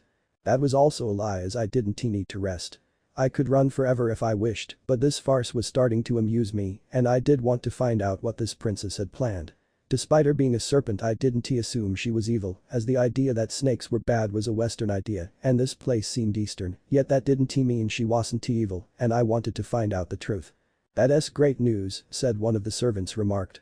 I looked at the woman who had spoken and I noticed that she wore the same style of outfit as the others. It was some kind of uniform, and that suggested they were either students of the princess or that they were her servants. "Could you please show our guest to his quarters?" the princess then ordered one of the women and then prepared dinner. My plan was to play along, to pretend that I thought everything was fine. I was in no danger, as not only was I a very powerful being, I was also dead, so it wasn't as if anyone could kill me. "Certainly," the serving girl said to her mistress before turning to face me. "Come with me, please." Since I was feigning cooperation, I obediently followed her up a flight of stairs, but while my eyes were fixed on the female leading me, my ears were focused on the princess, who started to giggle. "He is handsome," Snake admitted to her servants. That sounded innocent enough, and I figured that she might have not seen a man for a while. Which would explain her interest. "Yeah, he has a real catch," replied one of the servants. I didn't strain to hear, as my ears weren't fully organic. I'd not gotten much use out of my enhanced senses so far, but that didn't mean I had no idea how to use them. "And he is so polite," said another. As the serving girl took me upstairs, the voices became somewhat muffled, but I was still able to make them out. "Well, he is here for a few days at least," Snake was now saying, "and perhaps we might be able to convince him to stay longer. I'll use my womanly ways to make him want to stick around." That didn't sound too bad to me, and I could indulge her for a few days, as I wasn't really in a rush to get to King Kai's planet. I still had just under 11 months before I'd be brought back to life, and I didn't think that the king would have that much to teach me. "Here's your room," said the servant. After stepping through the door, I looked around the room that was mine for a short time, and I couldn't believe the size of the place. It was much larger than any room I was able to remember ever staying in, and far more richly decorated than even the nicest of hotels. "Can I get you anything?" asked the serving girl. I shook my head. "No thank you," I told her I'd like to be alone. Once I was by myself I walked over to the oversized bed and then I sat down upon it. In the months since ID died I had not really stopped and thought about what had happened to me, and while I'd not been in a rush to get to King Kai's planet, the journey had served as a distraction. Now I had to face that fact that I was dead and try to understand what that really meant. Only I really didn't know what it meant, and since I was going back then being deceased wasn't a big deal. Death itself no longer seemed to have much meaning. Since thinking wasn't getting me anywhere I decided to listen in on what my hostess was saying. "So how's our guest?" the princess was asking someone. I assumed that she was speaking to one of servants as I hadn't seen anyone else around. "Yes, a little dirty," the other female voice said. In my defense I had been running and sometimes walking down a fucking long road for a month. I hadn't exactly been given a chance to stop for a shower. "I'll have him bathe before dinner," Snake was now saying. "Now girls, make sure the meal is fit for a prince." So far everything seemed fine, yet I had the gut feeling that there was something sinister going on. "Which is exactly what I planned to make of him," the royal woman then said in a softer voice. "He'll make a wonderful husband." No wonder my spider sense had been going off faintly in the background. This snake princess did indeed have a diabolical plan in mind. She was planning on making me commit to a long-term relationship. That was scary. "I may have to kill her," I said to myself.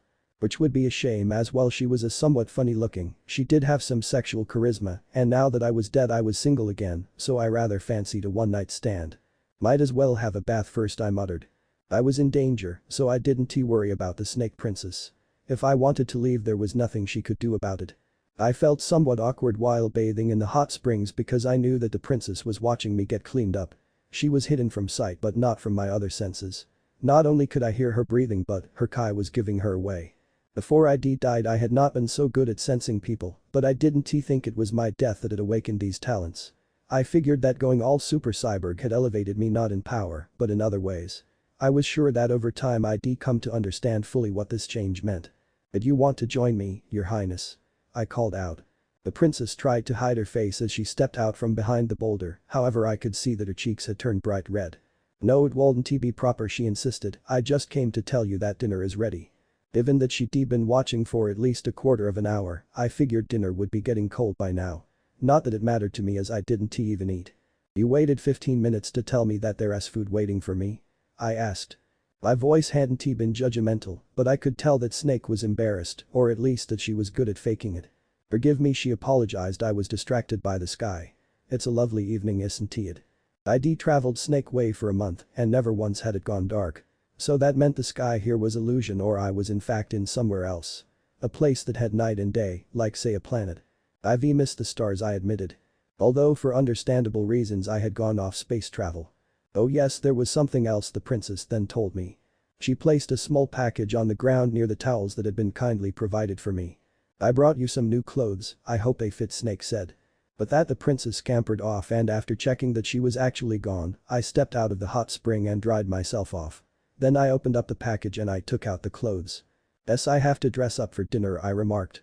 Which made sense as this was a palace and I was dining with royalty. I could only hope she wouldn't be offended when she found out that I didn't actually eat. Line break. When I walked into the dining room it felt somewhat like I was going on a date as I was certainly dressed for such an event what with my new suit and that idea was supported by the fact that the room was lit by candlelight, making it all romantic.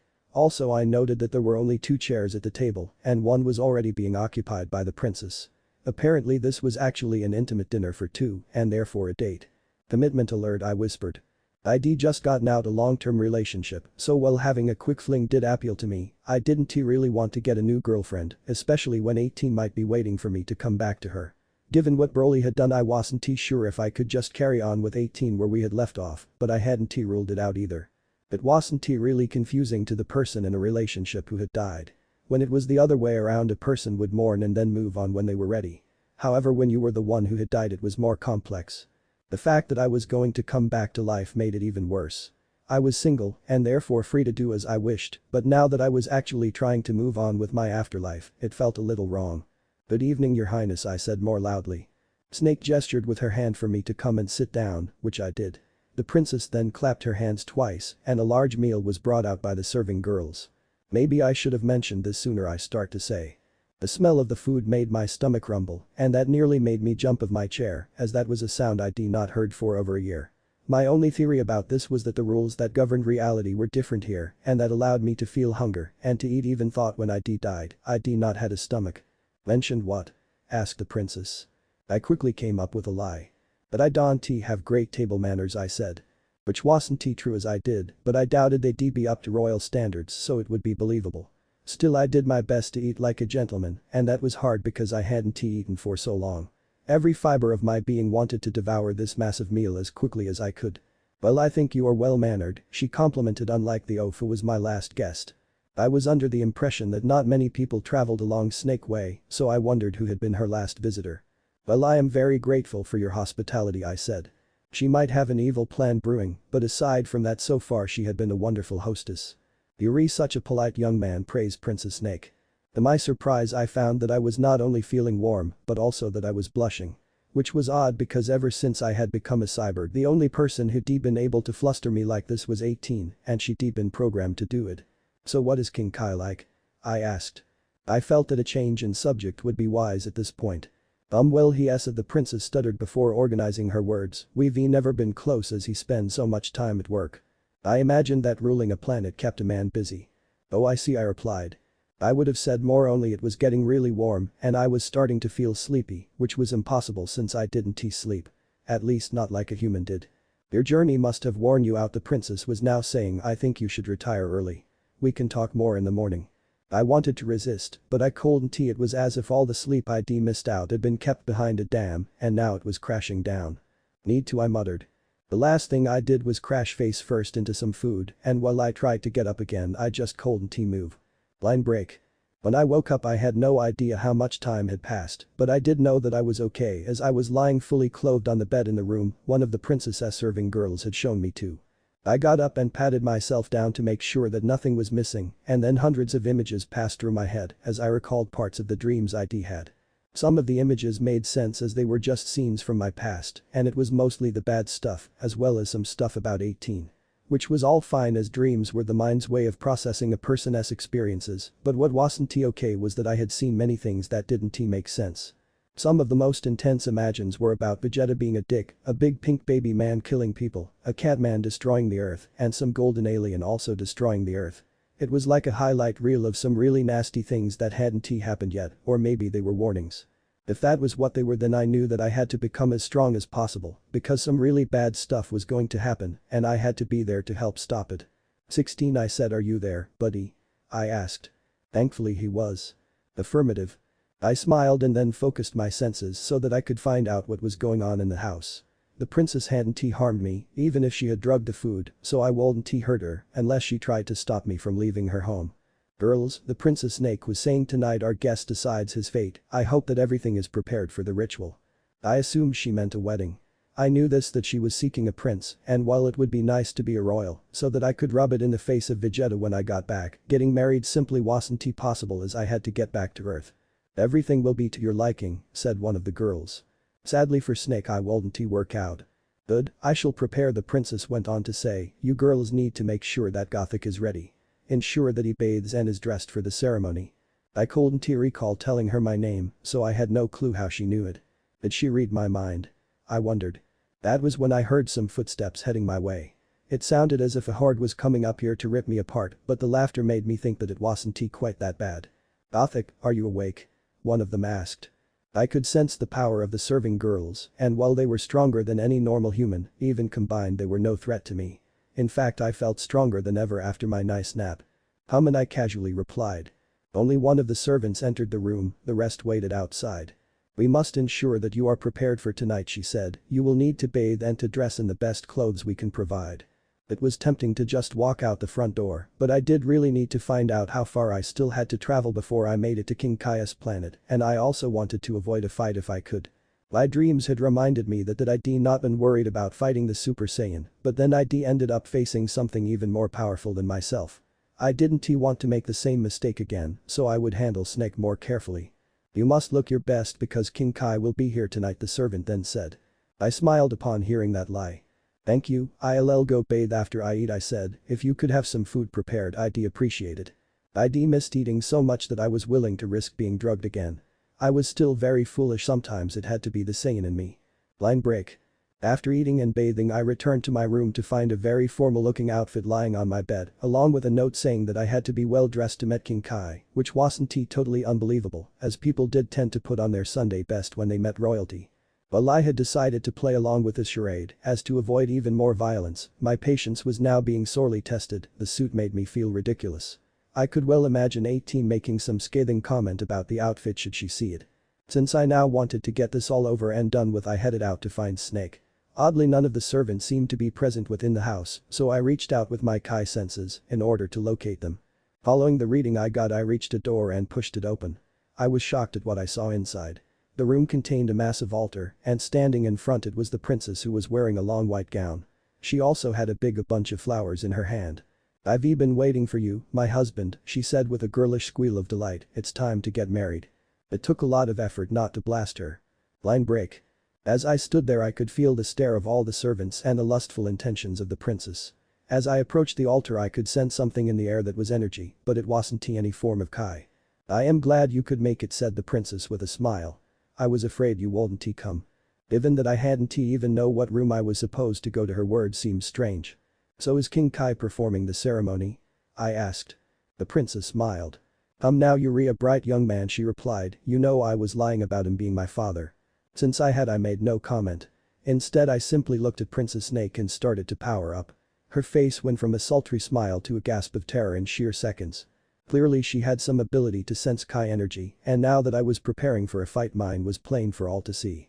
"I know what you want," I said to Snake, "but I don't see why you want me to marry you. Tell me or I'll blow you and your house to pieces." Well, it was mostly a bluff that didn't matter. What mattered was that people needed time to lie. The truth was most often blurted out in a moment of panic. "I want a baby," the princess admitted. That shocked me so much that I powered down. Thankfully everyone was still too scared of me to try anything. "Then why try to trick me into marrying you?" I asked. "I am dead, I can't have children." Which made what happened to 18 all the more tragic, as I had been a sort of father, at least for a few hours. "Of course we can have children," Snake told me, "but not outside of wedlock, otherwise the child couldn't be my heir." Now things were starting to make sense. "Let me get this straight, you want someone to marry you so the kid can take over from you," I realized. I didn't understand why Snake was a princess, but given that she lived next to Snake Way, there had to be some sort of connection between it and her, and being royalty was hereditary, so this kinda made sense. "Yes," she replied, "and I've chosen you to be my prince. I've been without a man for more than 1,000 years, so I won't take no for an answer. Will we perform the ceremony and tonight you will father me a child?" I thought fast. "So if I marry you, and you get pregnant tonight, then tomorrow I don't really need to be here," I said. I was only considering it because I was sure that she'd been telling the truth about not having a man for more than 1,000 years. That was enough to drive any woman crazy. I felt very sorry for her. "No, I guess you wouldn't," said the princess. "We'd still be married, and I'd have a child, and once you've finished your business with King Kai, you could always visit again." I decided to encourage this line of thinking, as it wouldn't result in massive property damage. "Plus I am bound to die again," I said, "and I can only be brought back the one time, so the next time I snuff it, I could come stay with you for much longer." The Dragon Balls could only bring a person back from death once, at least as far as I knew, so that was an option. "It's deal," the princess decided. "Now let us get married." I was only doing this for the title and for the chance to have a kid who wouldn't be killed before they could even be born. Besides, if marriage was made invalid when either the wife or husband died, then had to work that way if one person in the union then went back to being alive again, or so I figured. Either that made some sense or I had been drugged again and my judgment was being impaired. If so, that I might live to regret this. "Okay, fine," I said, "but if you don't let me walk out of here tomorrow, then I will blow everyone up." I might be trying to avoid violence now, but I had my limits, and so-called domestic bliss was one of them. Author note. I wonder if anyone else ever figured out that since Goku died his marriage ended, so he's not actually married to Chi-Chi anymore. Did they ever remarry? "So this is your planet?" I asked King Kai. The king changed into a small blue being who had insect-like antennae protruding of the pinnacle of his head. He became a long way from the strangest looking creature I'd visible, however he was now not what I were looking forward to. But that failed to suggest that I did not take him significantly, as for all I knew King Kai turned into the grass Yoda of martial arts warring parties. Sure it smiles, the alien being spoke back. It wasn't tons of a world, it become round like a planet and it had the things a planet have to have, such as floor, sky, or even plant life, best it become a tiny place. It was if someone had come along and fired a decrease ray at the arena. To make it stranger, everything on Earth became generally scaled. The house, the automobile, or even the tree were the proper length and they might have come from Earth. Relaxed, I commented I had no aim of insulting a being who turned into some kind of god and that'd have been the best aspect I could come up with. Now that you've arrived on my planet, we are able to prepare for the otherworldly event, the trainer changed into now, saying, many courageous and skilled warriors from throughout the universe will quickly gather for a contest in an effort to decide who is the best fighter of them all. And that I need you to win, considering I was lacking out at the event lower back home. It made feel to compete in a single here. If nothing else, it would be a good take a look out of my skills, and considering the fact that I used to be nonetheless ready to head lower back, I needed to do something with my afterlife. However, earlier than we pass, we should make sure that your education is entire. King Kia went on to feature, your fight with Broly makes it clean that you have mastered many strength Kai techniques and which you have a terrific preventing fashion. However, there are a lot subtle uses of Kai that I suppose you already know, not anything approximately, and I can teach you them. I had no idea what Kai techniques he turned into happening about, so I asked, and shortly I were given a solution. Mind analyzing. Telepathy. Telekinesis. Kai sensing over a totally lengthy range, and of course the spirit bomb. The king guy replied, also you should learn how to defend your own mind from outdoor effects, or you can fall sufferer to insidious thoughts. Manage getting to know to reset thoughts. Manipulate did seem like an awesome use of my time. I was quite sure that Princess Snake had no less than been able to influence my alternatives with some kind of magic. I might not have time to teach you more than the fundamentals of Kai sensing and thoughts defensive, the alien informed me, as the contest will take location quickly, as long as the otherworldly match become a competition that simplest examined combating prowess, then this wouldn't be a trouble. However, to start with you should learn how to manipulate your outstanding cyborg form, Kai then stated. I was capable of have a look at your battle with Broly, so I understand that this capacity is similar to Goku's fantastic Saiyan strength, so best he can train you a way to control it. There have been a few troubles preventing that. How is he going to do that? I ask. He is alive. I am lifeless human beings, cold and tea just go to the afterlife. If they may, then no one could fear about loss of life due to the fact because it grew to become it out the manner become absolutely no massive deal. Loss of life sucked, however after you had been in reality useless matters were given plenty less difficult. King Kai chuckled softly. That might not be a hassle, he assured me. However, earlier than we start any schooling there is a test you have to skip. I thought it would be some take a look out of my combating prowess. Tell me a good shaggy dog story, the small blue eye instructed. I was a bit stunned upon hearing that. You need to listen a funny story. I asked. King Kai nodded, after which honestly stood there as if expecting something.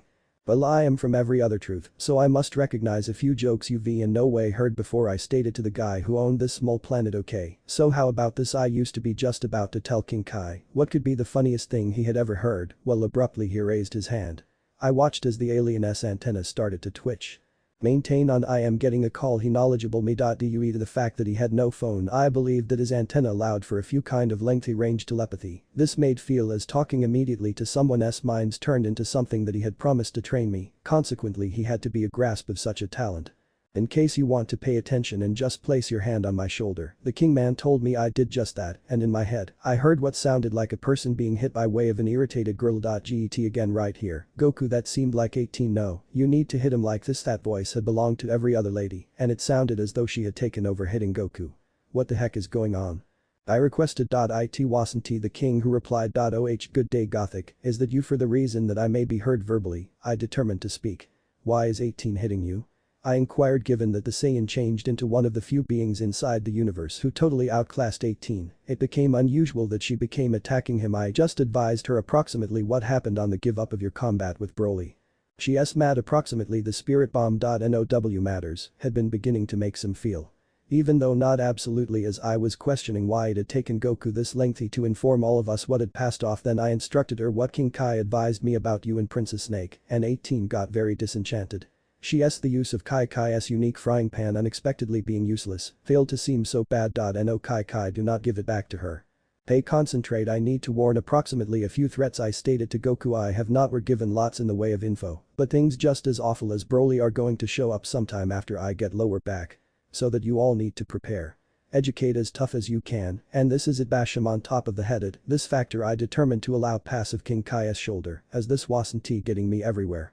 Perhaps it's an amazing issue I am no longer going again proper away I said, 18 might just kill me again, if I got here back to life then there was an ordinary sound in the back of me, and that I became around to look Goku and my form of ex-girlfriend, who was preserving a frying pan.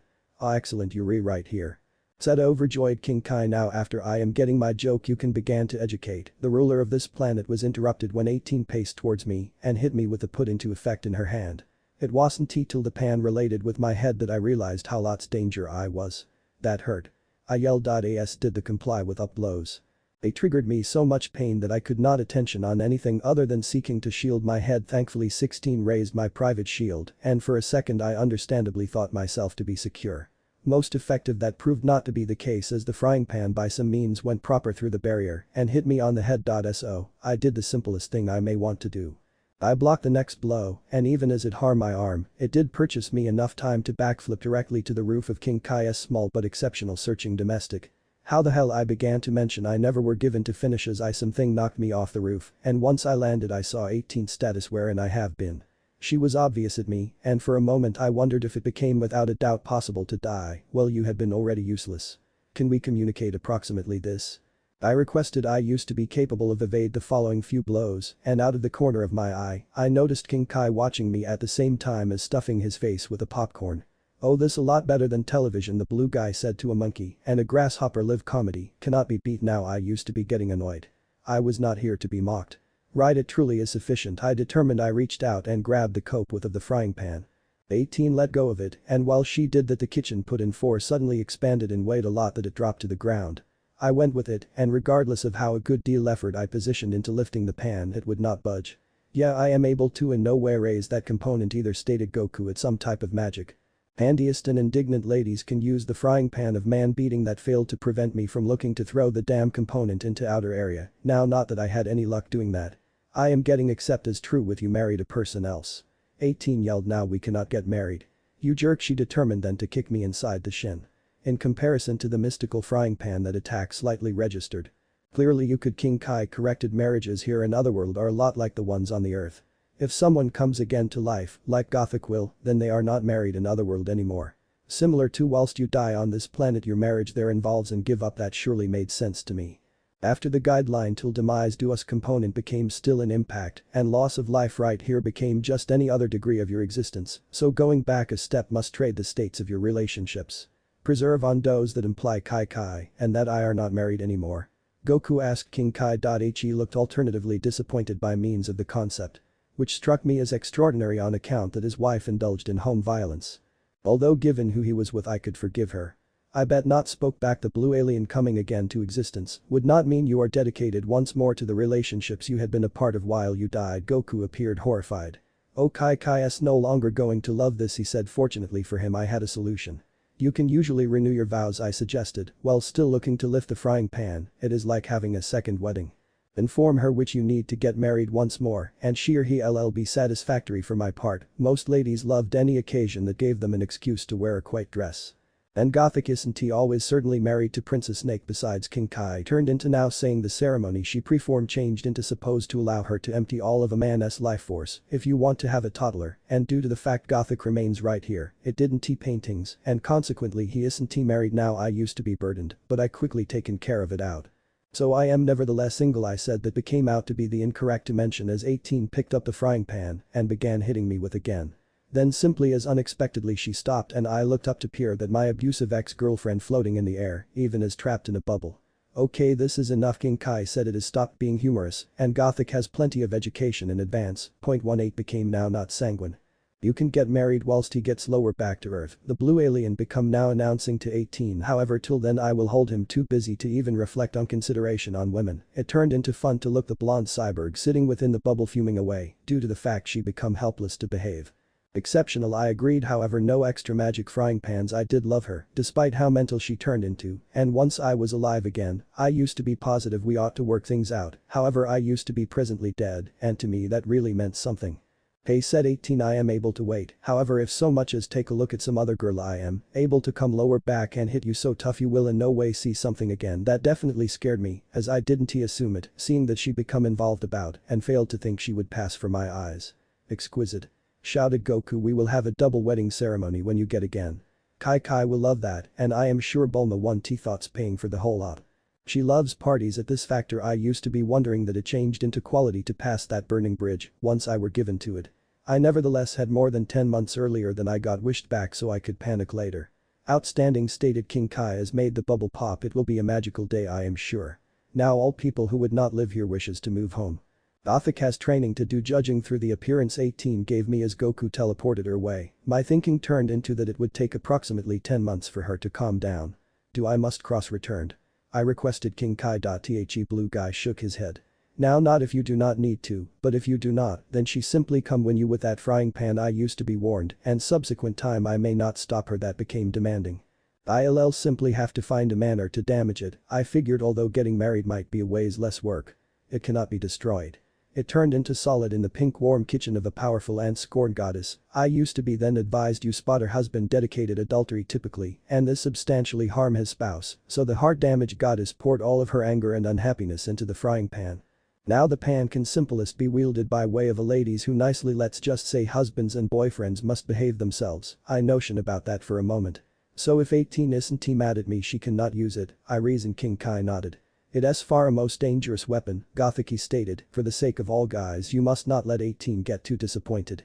For if other scorned girls study of its energy from her, many lives may be misplaced. Well, there have been worse reasons to marry someone, and most of the time the cyborg wasn't that tough to live with. Plus I did love her, it had come just that to me being dead intended letting pass of the humans I might acknowledged in lifestyles. However that failed to paintings while they could teleport to where you had been staying. I had to redefine how I noticed things. Okay, satisfactory. I'll get married, I promise. Now can we please get on with the education? King Kai smiled. Properly watching her hit you turned into very funny, so I will educate you even without a shaggy dog story, the trainer decided. However, first we should have lunch. I used to be typically okay with that. Just nothing fried, I requested. Understandably I had long gone off fried meals. The ability to become a Super Saiyan was once considered to be nothing more than a legend, King Kai said as we stood outside his house. Until Goku achieved it, no one had become a Super Saiyan for over 1000 years. And now there were like 4 of them if you counted future Trunks. Clearly something about the nature of the universe had changed, and I could only speculate about what that change was. The level of power a Super Saiyan commands is so overwhelming that it can only be maintained in a transformed state, the king then added. Which was why their hair went all golden and why mine had gone silver. It was an outward manifestation of the transformation. Despite it only being a myth at the time, Frieza, who was considered to be one of the strongest people in the universe, became paranoid about the possibility of there being truth behind the legend. I was then told, because of this fear, Frieza came to the conclusion that he had to annihilate the Saiyan race by destroying planet Vegeta. This should have removed the threat to Frieza. Of course it hadn't. However, more than 25 later, the Super Saiyan legend was proven to be true when Goku accomplished the feat during an epic battle against the evil tyrant. King Kai then said. I was unsure how this was meant to help me learn to control my Super Saiyan-like state, but I kept on listening. So as we know, the first Super Saiyan transformation occurred when a Saiyan who had reached a very high level of power lost himself in a fit of rage. The blue then said, our example being Goku's case when he defeated Frieza. I pondered things for a moment before speaking. Or in my case when Broly. I couldn't actually bring myself to say what had happened, and King Kai only nodded in reply to my unspoken words. You must once again feel the rage you did on that day, my teacher instructed, only then will you learn to control this great power. That sounded much simpler than it actually was. I am not that angry about it anymore, I explained. I've had time to move on. Traveling down Snake Way been good for something, and while I was still upset about what had happened, it didn't make me mad anymore. Broly had died at my hands, I'd avenged my unborn child. Well, you still have plenty to be mad about, the king guy said. I mean, you were killed by someone who claimed to be your friend, and then your girlfriend also tried to kill you. Already I was starting to feel the rage growing. Oh, and you were ripped away from your own life so you could be experimented upon by a mad scientist. Who then turned you into a cyborg.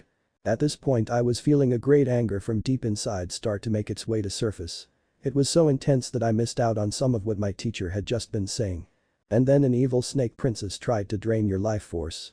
King Kai went on to say, but not before she drugged you so that she could violate your mind, and that was when an energy wave knocked the monkey, the bug and the blue guy over. King Kai was actually pleased by my outburst, and soon I understood why. My aura was silver and I could feel my energy levels skyrocket. Sadly it didn't last.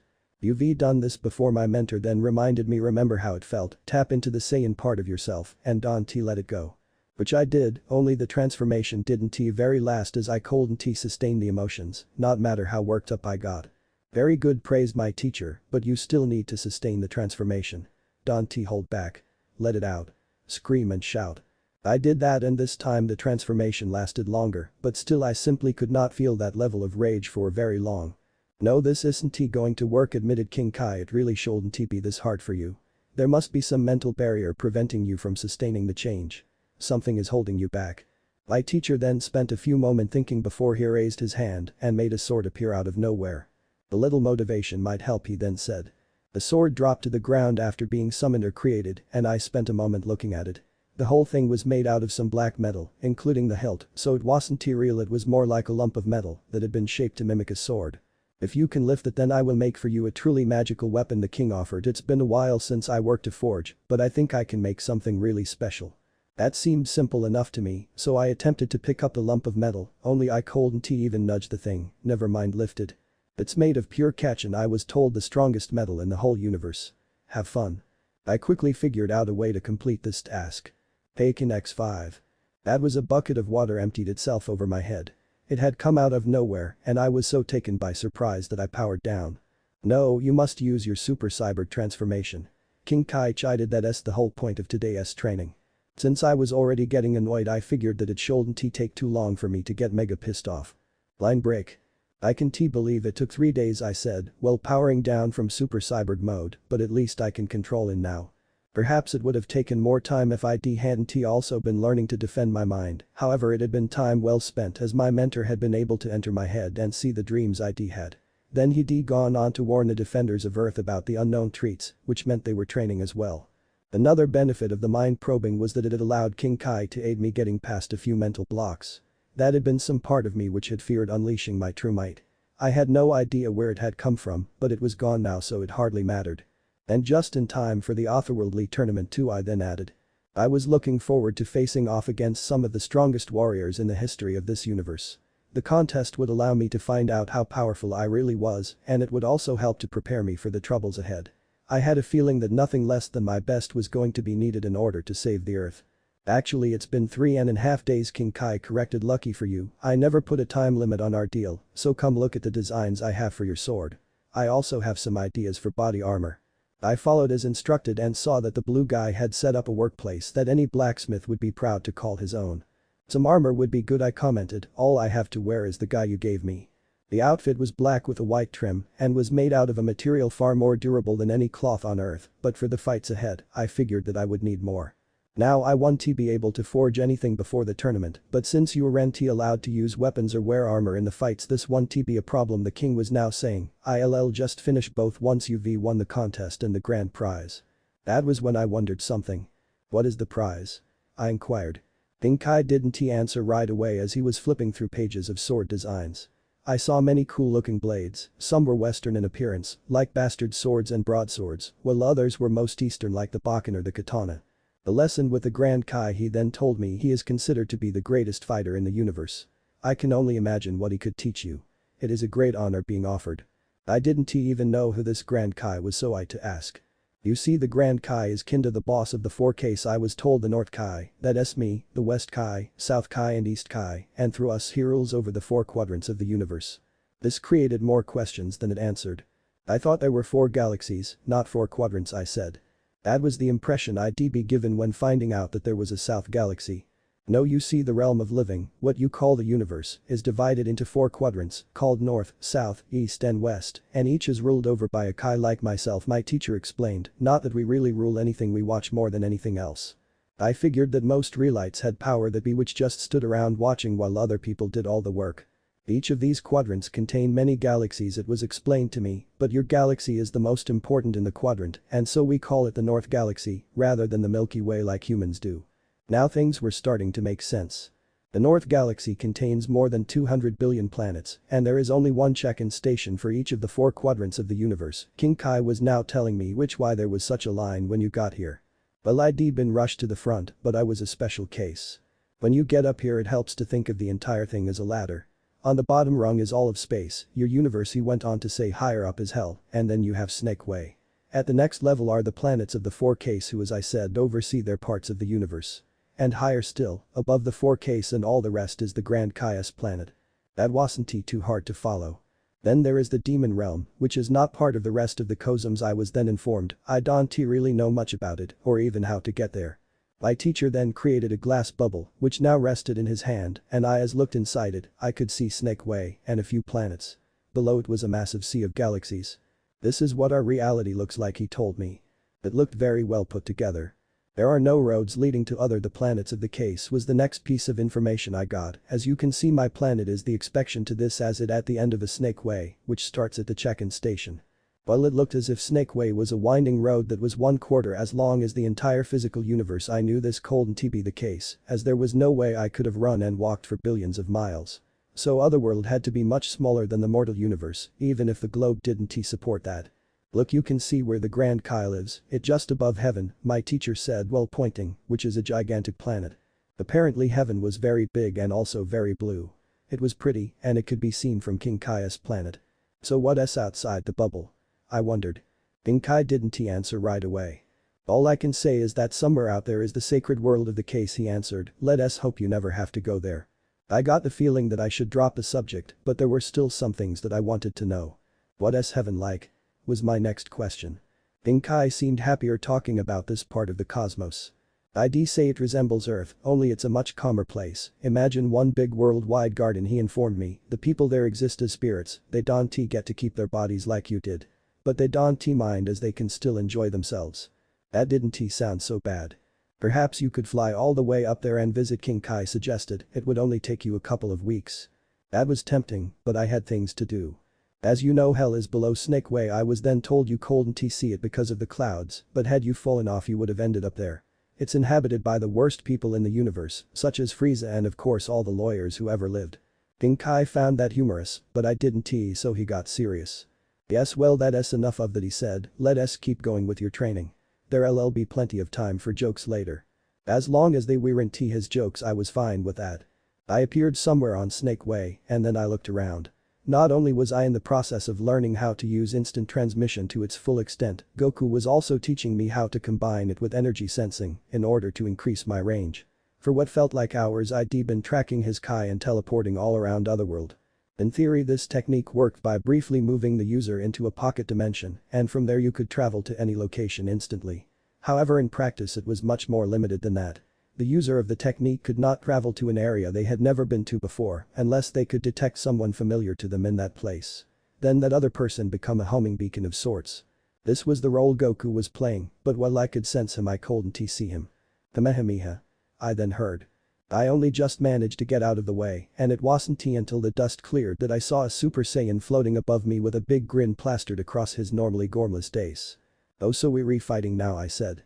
Goku floated down onto the serpent road before he answered me. It was your idea for everyone to keep training, he pointed out. In this part of reality both eating and sleeping were optional for me and while resting I had some freaky dreams. Because of them I knew that there were dark times ahead and he was right, we did need to prepare for them. Well, you if want to get your butt kicked that badly, I said. When I went Super Cyborg I was stronger than Goku and faster too, but the difference wasn't that great due to his natural talent and years of fighting, so it was worthwhile training with him. However, I wasn't going to power up to that level just yet. Don't worry, I am ready, said the Saiyan as he went all golden again. Give me your best shot. That I did, but the hero was able to dodge the blow and the follow-up ones as I wasn't yet using my super form. I didn't have time to transform because as soon as I tried to take a moment to power up, it was Goku's turn to go on the offensive. Then I was being forced to dodge all of his blows and since was being all super it was not easy. Thankfully for me he made a mistake. He overextended when trying to kick me in the head and I was able to grab his foot. While taking a firm grip on the limb I swung the alien fighter around and slammed him into Snake Way as hard as I could. Which judging by all the cracks I made it had to be very hard indeed. This brought me the moment I needed to power up to Super Cyborg and while it was still strange I was starting to get used to how my body felt when the silver energy was all around me. It was true transformation. I felt like somebody right now and perhaps that was what had held me back when I had been trying to master this power. Some fear of losing myself. Okay, now I am going to, I said. That was as far as I got as that was when Goku teleported away. I reached out with my Kai sensing ability and soon I located him. He was far away, but he was powered up, so I had no trouble locking on to presence and teleporting to where he was. From this part of Snake Way I could see both heaven and King Kai's planet in the sky, so I had rough idea of where I was. What I didn't know was where Goku had gotten off to. No, we are not playing hide and seek, I decided. I willed myself higher into the air and then I looked around. I could sense that the Saiyan was close by. I figured the hero was hiding somewhere in the clouds. Not due to fear, but because he was testing my Kai sensing ability. While I couldn't pinpoint his exact position, that didn't matter as I had enough firepower to flush him out. I focused my energy and started sending low-level Kai blasts into the clouds. I imagined that from a distance that it looked like shooting stars were flying past Snake Way and then exploding inside the layer of clouds. Even from my angle the effect was oddly pretty. Gothic, is this a good time to talk? Despite the fact that it was a telepathic communication, I knew exactly who was speaking into mind. Not really, I replied to King Kai. I am trying to find a sneaky Saiyan. I could no longer sense Goku, so I figured that he was suppressing his energy. Since I didn't know how to do that, this meant my sparring partner had huge advantage over me. Yes, close by, very close. Given that I had 16 in my head, I was rather used to people talking directly to my brain, so I wasn't too distracted.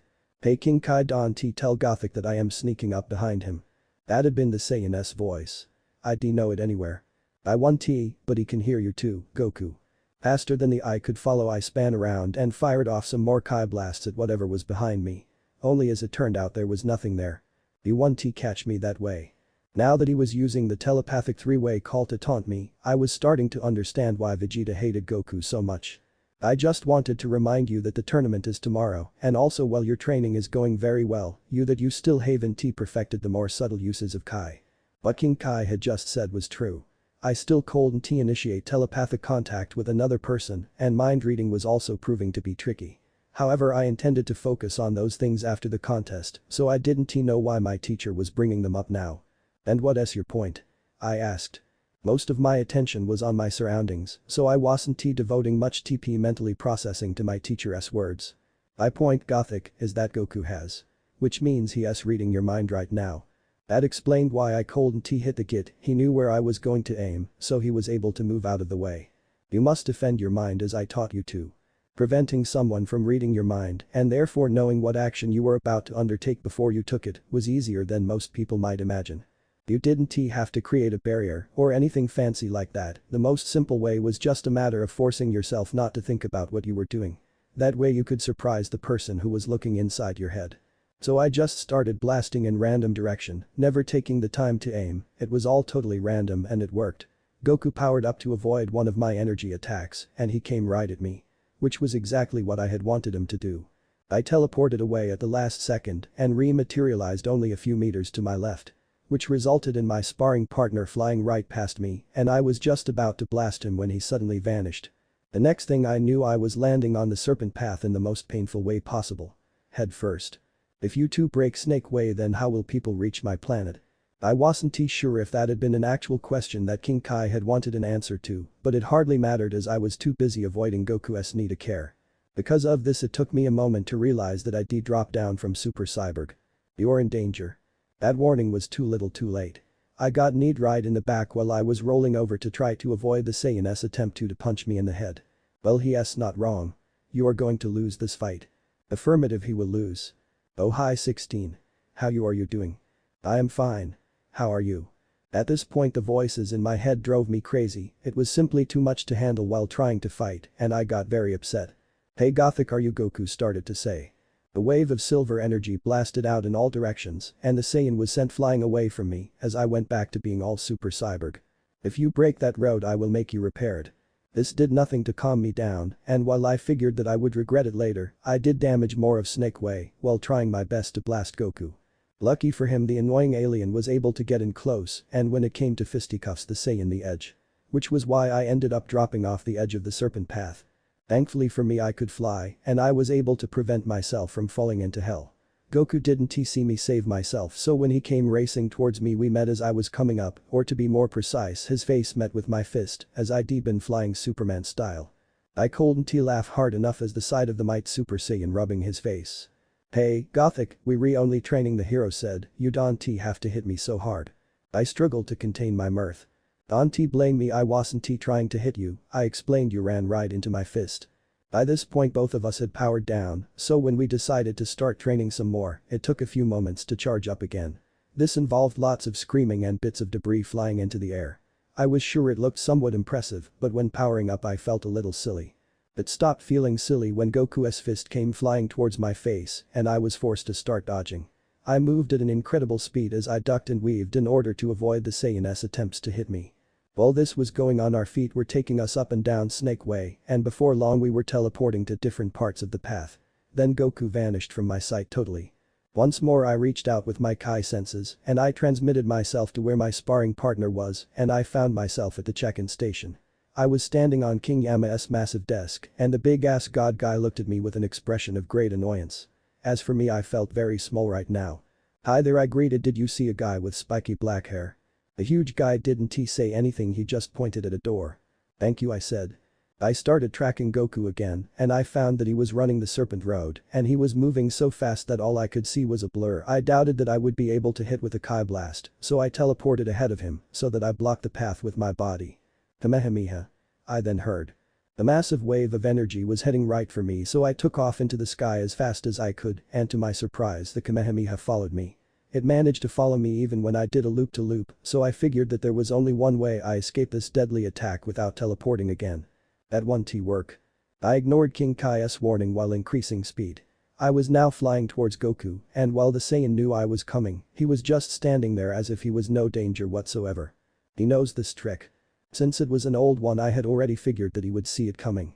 Which was why I was planning a distraction. "Solar flare," I yelled. With my eyes closed I teleported up into the air and then I watched as the energy blast struck Snake Way. Part of the path had been destroyed by the Kai attack and the chunks of stone fell into clouds below. I figured they would land in hell, but since everyone down there was already dead I did not care. What I did care about was if I had killed Goku, but since I could still sense his energy, I soon knew that he was fine. I had to wait for the dust to find out for sure, and when I could see clearly I discovered the Saiyan hadn't been planning to dodge the Kamehameha. Somehow he had learned to mimic my shield technique. He was surrounded by a sphere of golden energy that had protected him from the Kamehameha and he was able to float in the air while using it. "You idiots broke Snake Way." In my defense, it wasn't me who fired off a Kamehameha. The first pointed out I was just trying not to get hit. My teacher didn't care who was to blame. "After the tournament you will both repair Snake Way or there will be no more training for either of you." I felt like a scolded schoolboy.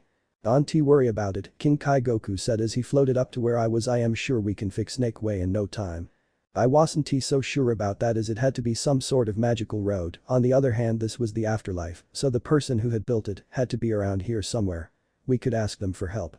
Let's call it a day. I then decided you should go home to your wife and son. And I'd go back to living within a house with a talking bug, a monkey, and an upset blue deity. "Okay Gothic, I'll see you later," Goku said before he used instant transmission. Bye. Since I could no longer sense the Saiyan, I knew he'd gone back to Earth and for a moment I was tempted to try and follow, but since I had no idea what would happen if I managed to make it back to the material universe, I resisted the urge. Instead I focused on King Kai's energy and teleported to his planet while hoping that he wasn't too mad at me. I would had many adventures considering the fact that I might come to this universe. Thus far I'd been to 2 unique alien worlds. I would spent 12 months in a dimension where time passed a good deal more speedy than on the planet and I might even met the ruler of the entire universe. Now I challenged some other risky task. I used to be going to fight a awful man in hell. Luckily I wasn't right here on my own. The Grand Kai had ordered a warrior referred to as Pikin to go along with me and to assist me subdue Broly, who was currently in HFIL, domestic for endless losers.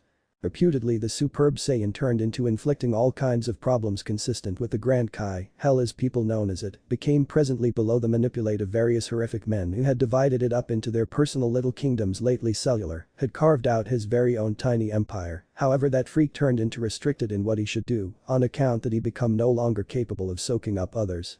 This had all been exceptional, as nobody outdoor HFIL cared if the villains spent all their time seeking to capture every other's territories than Broly had regarded, and he had all started wreaking the region. If he were given completely out of hand, he may ruin the barriers among dimensions down.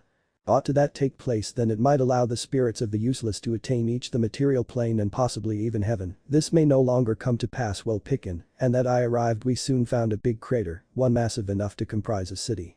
The most effective component transferring with the whole was a large man form determine. He wore boots and white trousers, and he had on a crimson skirt-like component on over his trousers. The figure became topless and that confirmed off his muscular construct. The humanoid additionally wore a golden necklace, golden jewelry, and on his muscular wrists, there were golden bracelets. Last of all of the discern had mild green shining hair that standing up in a spiky manner upon taking within the entire scene. I knew that this character become indeed Broly, no longer that there had been tons doubt and that he'd already laid a large shoe of hell to waste. Now not that it greatly modified anything as this whole plane of lifestyles became already on load, if I used to be any decide. Is that Broly? Picken requested might didn't he take me lengthy to reply. Yeah I answered I might understand the bastard anywhere and I'd never prevent hating the evil bastard. I will deal with him by myself the other fighter then said do not get in my way before I should attempt to discourage this silly direction of movement. Picken flew down at high speed proper at Broly and went to kick him. With pace greater than turned into ordinary for him, Broly swiftly moved out of the manner and grabbed Picken's arm as the alien warrior went beyond him, after which Broly slammed my best friend into the ground. Had Picken been alive he might have at least been knocked out by means of the blow, but being lifeless had its blessings. Picken soon were given up and soared into the air. I was amazed to hear that Broly was no longer giving chase, but as a substitute to Saiyan just looking at Picken with that equal evil smirk on his face. I really hated that smile. Next Picken prolonged one in every of his palms and then unfolded his hand out so that he should shoot a huge electricity blast at the lifeless troublemaker. The Kai assault at once hit Broly and soon the freak disappeared from sight. Once I grew to become my head I saw Picken smirking and I figured that he became wondering it turned into over, but he cold and T were extra wrong. The smoke soon cleared to reveal Broly, who's still standing at the center of the crater, and he looked perfectly excellent. In truth he seemed to be very happy. Without warning Broly unexpectedly flew up closer to Picken, and while I should observe his actions enough to inform that the notable Saiyan become going to punch my ally inside the face, there wasn't sufficient time for me to something other than flinch. By some means Picken averted the blow. But he could not keep away from what came next. Broly changed into capable of snatch the alien, after which throw him into a mountain. As Picken dug his way out of the rubble I heard the mad laughter that I had in no time discovered to despise. Do you want to tag out? I requested my fellow fighter. As opposed to solution me Picken eliminated his way to peril and charged at Broly once more. This time he changed into capable of strike the Saiyan together with his fist. Lamentably for the green dude, Broly did not seem to experience it. He just stood there and laughed a few greater. You recognize I did kill him earlier than I stated to Picken so I can beat him once more. The inexperienced man not noted me and carried on trying to defeat the Saiyan. But it turned into needless. When he were given bored of being hit Broly kicked Picken within the stomach and shortly the alien fighter was flying into the air. Way to the Saiyan's observe upload. For a second I puzzled if the alien might hold going until hit Snake Way or something else there has been up there, but then I remembered that there has been barriers stopping people from flying out of hell happily. My fellow warriors failed to hit the invisible roof. Picken stretched his limbs out, after which some way prevent his ascent. I'd an impressive ride up till a massive ball of inexperienced electricity hit Picken, who was dispatched soaring off into the space. I observed his fall so I may want to maintain an eye fixed on matters. Broly also pursued, and when he caught up he rose within the air in order that he changed into above Picken. Then the freak aimed his hand in the direction of the floor. Broly quickly dispatched a green blast closer to my ally, but earlier than it exploded I teleported, grabbed Picken, after which teleported each us. A moment later, we reappeared at the Grand Kai's planet and I gently diminished the beat up Picken to the floor. He had his turn. I said to the group of combatants earlier than King Kai or anyone else may want to inquire from me something. I teleported once more the usage of the on-the-spot transmission approach line. Damage. When I appeared back in hell I discovered out that I used to be just in time to witness Broly inflicting even greater destruction, even as giggling just like the madman he become. I spent a moment thinking if the extremely good powerful insane Saiyan had a mood that did not contain making matters explode. Like he did whilst he became both indignant or happy. He is pretty the destroyer. Someone said I became round to look cellular, who appeared exactly similar to he did when I had seen him remaining. Oddly he changed into using his worm wings to fly, and when Broly went silent for a moment I could pay attention. The humming noise Cellular's wings created as they kept the abomination aloft. Unluckily if most effective, I had been capable of attain my perfect shape. Then I is probably capable of stop him. My vintage enemy said as an alternative causally it as far a frustration we both percentage, the best aspect the monster, and that I shared became the reality that we might each end up what we were because of the same mad scientist. What are you speaking approximately? I requested this is my perfect shape K, so I had blue hair, however aside from that I pretty tremendous. In spite of everything I would crush not only Vegeta, which becomes something semi-perfect Cell hadn't he been able to do, I might additionally killed Broly. Come now, did you honestly think that you had finished a state of perfection? Cell spoke back. If you had, you by no means might have died. You read best semi-ideal. I had to admit that abomination had a factor there. If I used to be so perfect, I ought to have been able to break out the spirit bomb with the aid of either killing Broly tons quicker or simply by having mastered immediate transmission with none assist. Mobile is lying upon, listening to Android 16 seconds words. I decided then to disregard the abomination's attempts to screw with my head and to recognition on what I had come down right here to do. I fast turned outstanding Cyborg and charged at Broly. The freak saw me coming and he came at me intending to attack. We met every other and generated a huge surprise wave, which dispatched me into a rock formation. This barely slowed me down, as I used to be very mad proper now, and in my exquisite cyborg country, it took a lot to hurt me. I wasn't indestructible, that became something my dying had proved. However, now that I had exceeded on, I had not anything left to fear, as I couldn't die 2 times. That turned into my path of idea proper up, till Broly grabbed me and pulled me near him in order that he should headbutt me within the face. I flew backwards due to the pressure of the blow, and I felt blood coming out of my nose. Until now I hadn't even acknowledged had I may want to bleed, so I was very surprised. My eyes even watered up while my vision cleared. I noticed that Broly was simply status in the front of me. It changed into as though he became awaiting something. His cool demeanor aggravated me, so I charged at full speed at my mighty opponent, who simply stood still. I may want to even see the smirk on his face as I were given closer. Not anything happened until I used to be about half a meter far from Broly, and once more I went for a punch, but the blow never made touch.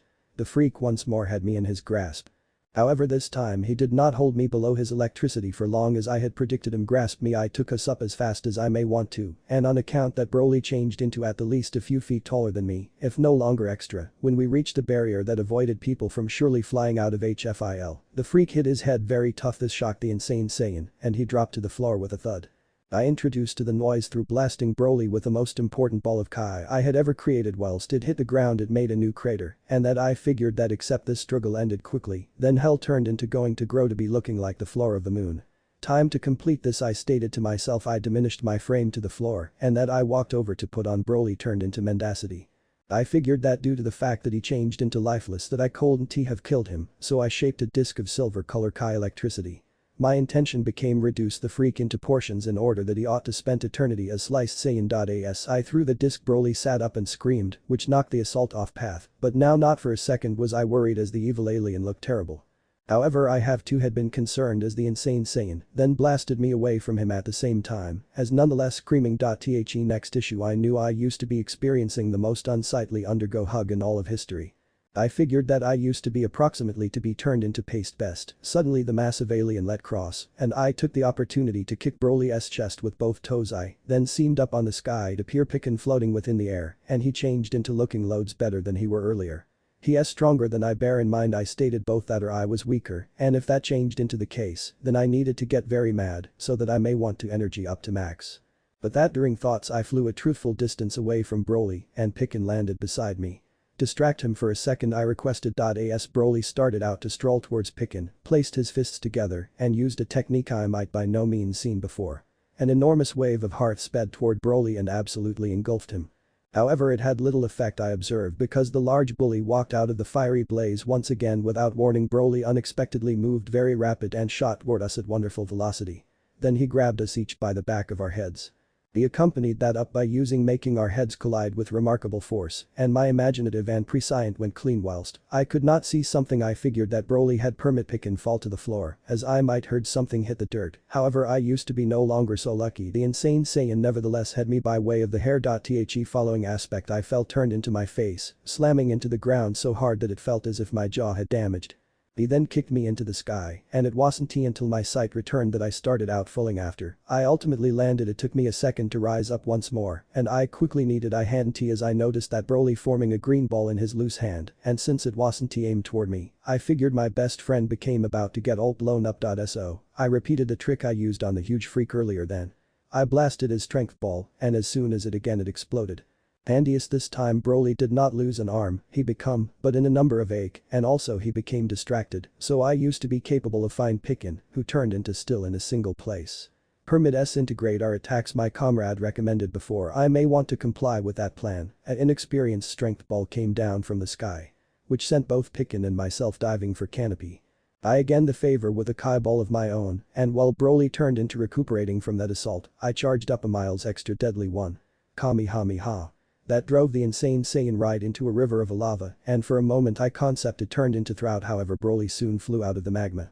When I saw him simply I may want to see that now not handiest turned into he broken, he additionally had a very annoyed expression on his face which defined why he flew closer to us at the same time as shouting and bawling.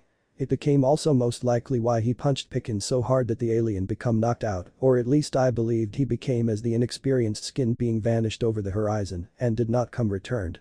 Ull pay for that I promised earlier than taking to the air I gathered electricity and centered my electricity as Broly just stood there smirking at me. The insane Saiyan had no concept what become about hit him and he didn't seem to care that the very floor he stood upon become falling apart as I charged up then I used a way I had never imagined myself the use of. Gallic gun fireplace. I placed nearly all my power into the attack and that I knew right away that it became performing some damage as Broly changed into screaming and no longer within the loopy way, this time he changed into feeling extraordinary quantities of pain whilst the dirt settled the insane Saiyan changed into mendacity at the floor and this time he seemed normal. Long past changed into the big frame and inexperienced hair, he appeared as he had whilst we would first met. The greater dramatic change was what had occurred to this part of hell. I deflattened it, literally. Sufficient land to concept of as a small United States of America were made flawlessly clean and the ground seemed to have been became some sort of glass. To make it even greater frightening spectacular became the reality that hadn't even been a complete electricity blast. I could have performed extra harm had I wished. Now what to do with you? I asked Broly. I figured sliced Saiyan turned into the way to go. You relate, the organizer of this event complained. He looked at me expectantly, no doubt wanting an explanation for my tardiness. So I decided to give him one. I am so sorry, I said. I needed to shower and change after restoring order to hell. Saving the universe from an extremely powerful and insane Saiyan tends to make you a bit messy. Out of the corner of my eye I could see King Kai looking at me sternly. Somehow the small blue alien was able to make me feel like a naughty schoolboy. It was a useful talent that some teachers had and this one had it mastered. Gothic, I have already signed you up, North Kai said as I walked over to him. You'll be fighting soon and remember not to use your super cyborg transformation unless you absolutely must.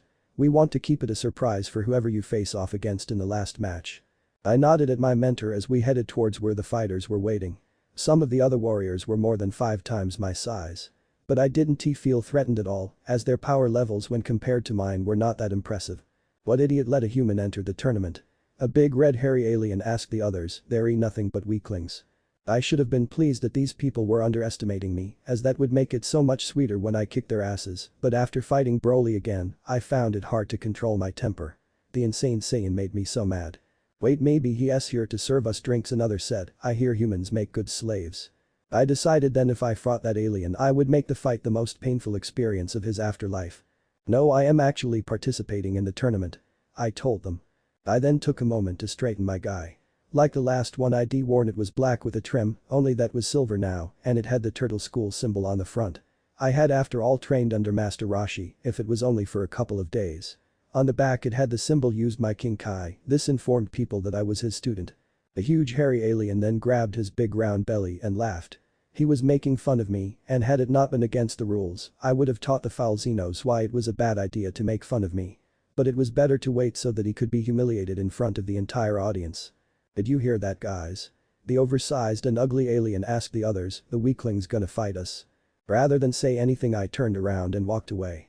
My intention was to focus on the fights so I could study the winners, but that didn't get me anywhere as the current match ended as soon as I started to pay attention. Picken is the winner. The announcer shouted. I suspected that I would met Picken on the battlefield again and that the next time we wouldn't be battling alongside each other. Out of everyone here the green skinned being was my only real challenge. Granted he might not have had much success in fighting Broly, but that was mostly due to him greatly underestimating the insane Saiyan rather than a lack of skill. Our match would be different because Picken had seen me in action and so he would know what to expect. My trail of thought came to an end when my name was called out. I was being called to the ring to fight and as it turned out the big rude alien was my opponent. This brought me great joy. "Go, Gothic." I heard King Kai cheer. It was pleasing to know that someone out there was on my side. "Now let the match begin," the announcer declared. The brutish being was 5 times bigger than me at least and he looked strong enough to pick up a house. However that meant little. It's just a jump to the left. I sang as the big alien attempted to crush me under his massive and smelly feet and then a step to right. My mockery had the desired effect. The red-skinned thug lost what little self-control he had and tried to stamp me out of existence without any concern for his own safety. I curl my hands into a fist. I sang and then I knock out your lights. My words were soon put into action as my fist met the face of the ugly being and in a single punch, I sent the thug flying out of the ring. "Yay, Gothic," cheered King Kai. It took a few moments for the audience to process what had just happened. None of them had expected a mere human to defeat such a large creature and it had been rather sudden. Of course I wasn't a mere human, but they didn't know that. Soon I got some applause, but as I walked out of the ring, I didn't pay in any attention as I wasn't here for glory. I was here to prove that I was the best fighter in the universe and I was now one step closer to that goal. Line break. Sometime later my name was called again. "Up next Gothic and Caterpie," the announcer called out. For a second I wondered if I was going to be fighting a Pokemon. "Yes, I am up," I said to myself. I flew as gracefully as I could into the ring and then I scrutinized my opponent. He was a giant caterpillar thing with gloves on all many hands and also he was wearing purple trousers. "Shouldn't you be in Wonderland?" I asked a big bug guy.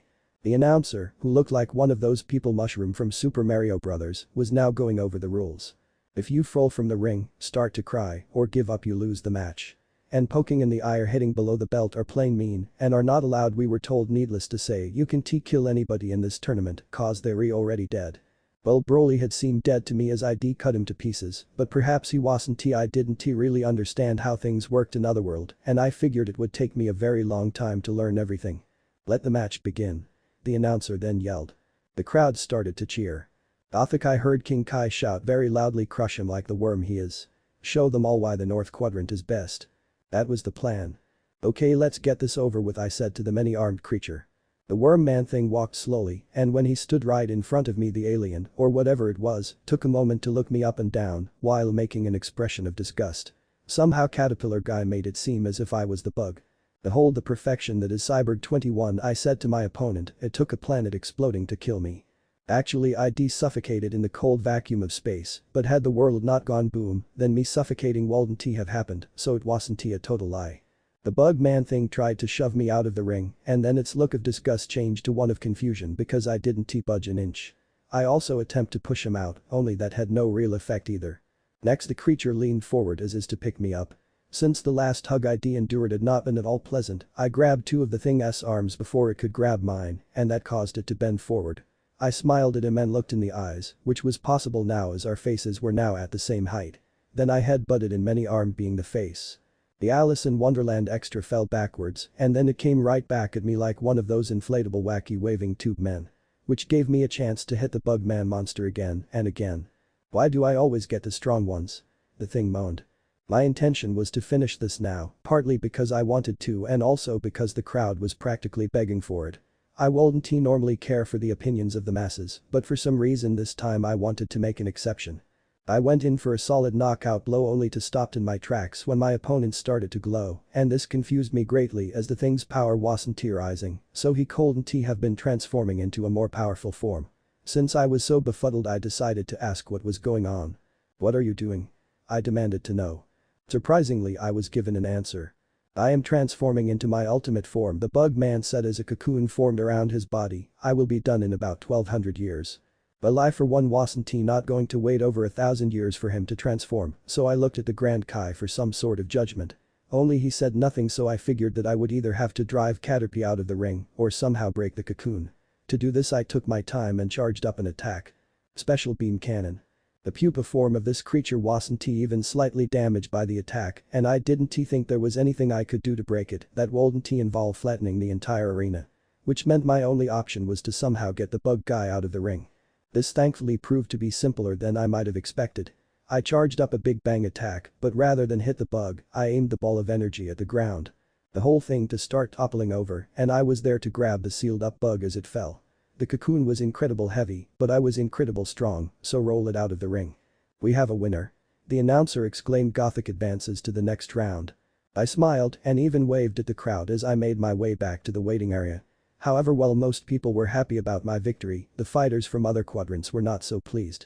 I didn't understand what they were saying, but it sounded rude. "Are those morons bothering you?" Picken asked from where he leaned against a nearby wall, you shouldn't worry about them, they're just compensating for their lack of skill. In other words, they were putting me down in order to make themselves feel better. Don't worry about me, I said as a smile spread across my face, you know I can handle myself. Line break. My next opponent was Tapker, who was a small person, but I did not judge him by his size. Instead I swiftly jumped on the arena while King Kai cheered me on. Soon the little Tapker dude began to run around our space, and he kept going. I figured that this was just his way of warming up before the start of a fight. As for me, I stood still. I was sizing up Tapker by watching his movements. The alien dude was fast like the Flash fast, all I could see now was a blur as he was speeding up. Then when the fight started, that blur rammed into me, and while I had to be much heavier, that didn't matter much as even a small mass could do a lot of damage when moving quickly. I was nearly knocked out of the ring, and as soon as I got up I was hit again.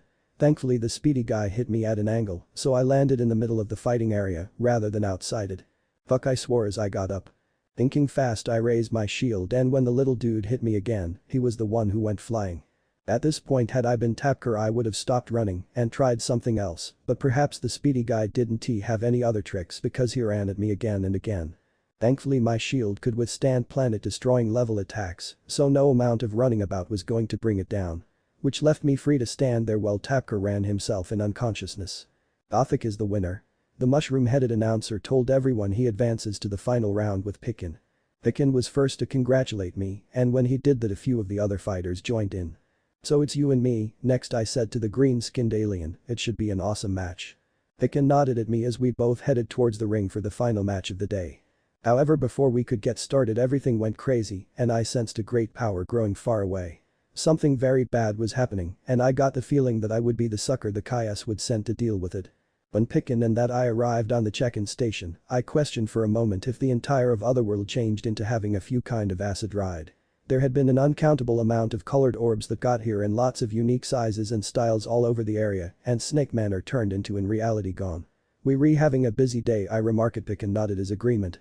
First we had to cope with Broly, and now someone else screwed up the complete universe, I went on to say. I swear I had much less to worry about whilst I was alive, it turned into odd but real. My lifestyles had grown to be a ways extra traumatic once I had died. The whole everlasting rest issue become highly hyped up. Feels like King Yama inside that element, I then stated to my ally. I couldn't pretty tell what the deformed mess have been, but given the energy stage of King Yama, I was quite sure that I was presently looking at the take a look at in station. Somebody fetch Goku. A voice shouted out. I used to be instead insulted at this factor, as well the Saiyan changed into an outstanding fighter. This wasn't a hassle that might be solved via hitting someone very difficult. Fixing this disaster could require brains. I needed to think. Okay, so I don't have any idea what to do, I admitted after some moments. I better call Goku. The universe presently regarded as though an overgrown infant had redesigned it. Brief of Deus Ex Machina, I figured we have been fucked. But heroes had a manner of pulling victory from the jaws of defeat, so I additionally figured we wanted a terrific guy. King Kai. I referred to as out. Can you content material me to Goku? I need to tell him to return to the test-in station, whilst did I become a switchboard for you men? I didn't. He replied. Okay, nice. ILL bypass at the message. Hey men, the Saiyan said whilst he teleported in. A few seconds later the whole thing goes crazy in the world. How about up right here? The alien fighter stopped speaking whilst he regarded around. How become all he ought to say. Thankfully someone else spoke. Goku, thank goodness, and twist of fate mutated one and all our people. He did this, King Yama stated. Well, he noticed the hero, you need to set matters right or the complete universe will crumble. The Saiyan did not seem worried. Don't worry King Yama, we LL bust you out of there. Goku. The fighter attempted to remedy the problem with the aid of blasting it, and to my total lack of wonder nothing occurred. Hey Gothic, shall we attempting blasting it collectively? Goku advised. I did not assume that feasible. Blowing up the take a look at in station would be an excellent element, however in view that we didn't have a sane plan I just went with it. 1-3. Goku led. There was no substantive reaction to our joint efforts. The barrier it need to have absorbed it, Picken said. My impression had been that the colored stuff hadn't even been hit via anything. There wasn't a lot of burn mark on it. Allow us provided one more strive, Goku advised all three folks. Again, our efforts have been for naught. Goku, the roof. King Yama bellowed. The monster that did this. It's up at the roof. We flew up and shortly saw a big monster. It changed into somewhat childlike in that it seemed harmless, and whilst I dreamed about a huge child element, this wasn't it. It doesn't seem that suggests to me, the Saiyan commented. I wasn't getting the terrible guy vibe either, and whilst its power stage became off the charts, that failed to imply it turned into dangerous. Even though it changed into pretty clean that this factor changed into the purpose why the afterlife had emerged as a watch sore. Well, we will soon find out, Picken said before flying up the big baby's face. Are you the one that put the barrier up around the testing station? By some means I did not think it changed into going to sincerely answer. Janemba. The creature said. I assumed that was the component's call. Okay, be a great boy and take down the barrier, Janemba Picken stated, because the creature simply smiled and stared at him. Are you silly or what? You heard me. Take that barrier down right this immediate. In any other case. Currently the inexperienced guy turned into not a glad camper. Janemba. The monster shouted. Now inexperienced guy became very sad. Are you trying to make an idiot out of me? Picken yelled. The monster then flicked the alien away like he turned into nothing extra than a fly and rammed into one of the floating purple rocks. While large man Goku stated to the monster as he flew up to stand the creature, you truly present a wallop. I questioned if Janemba would swat the Saiyan apart next. Be cautious, he is stronger than he looks, Picken warned. Having seen the green guy in movement, I knew that my Kai field became that round this monster. It needed to be powerhouse that turned into off the dimensions to so easily harm Picken. Janemba. The creature stated as I might guessed it would. The monster whacked Goku so hard that the warrior slammed right into a green deformed sphere. Tremendous, he is stronger than everyone I've ever met, the Saiyan stated. Once he had recovered. I used to be proper to come here, this man could destroy the whole universe.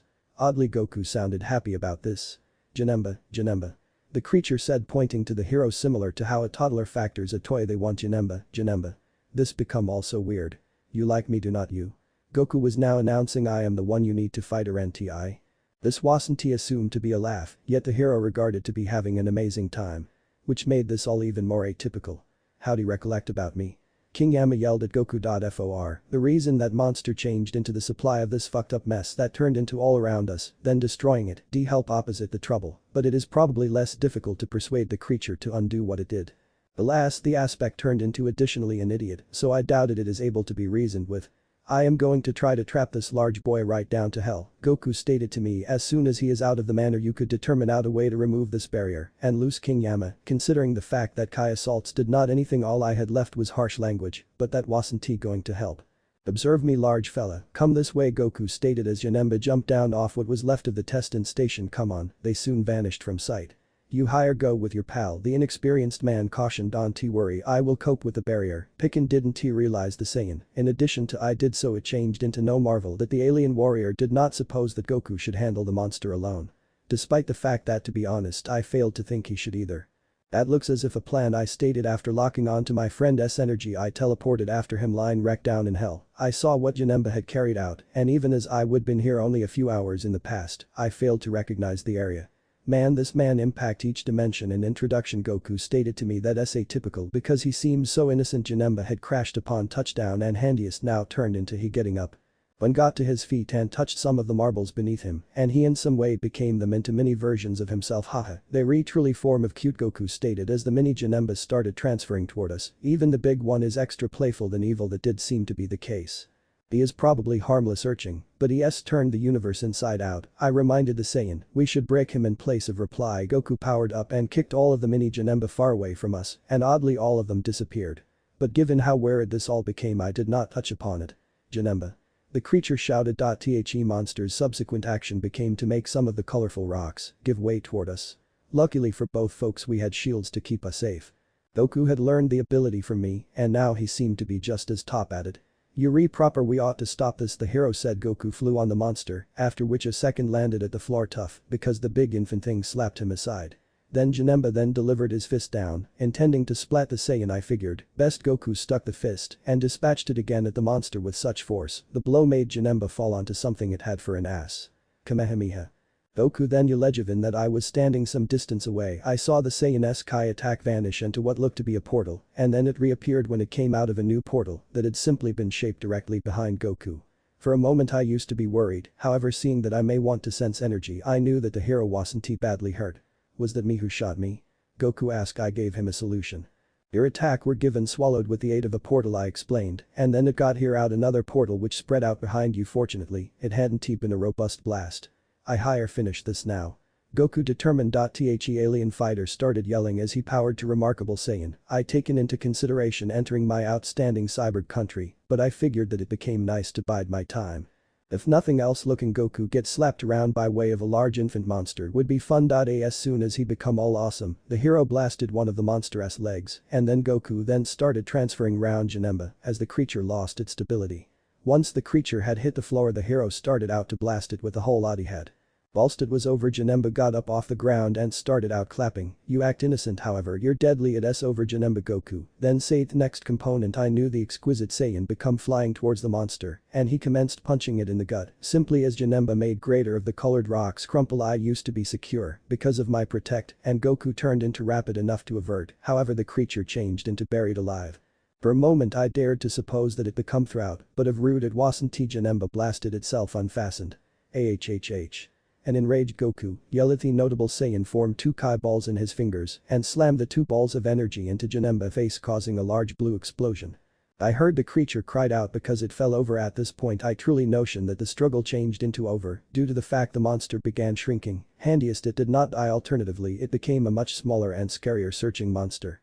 I don't like the look of this, Goku stated. Neither did I, due to the fact the transformed monster had turned out to be one of the things I had visible in my dreams. This new Janemba did not assault right away. As a substitute, the demonic searching creature picked up something off the floor and by hook or by crook become a lethal looking sword.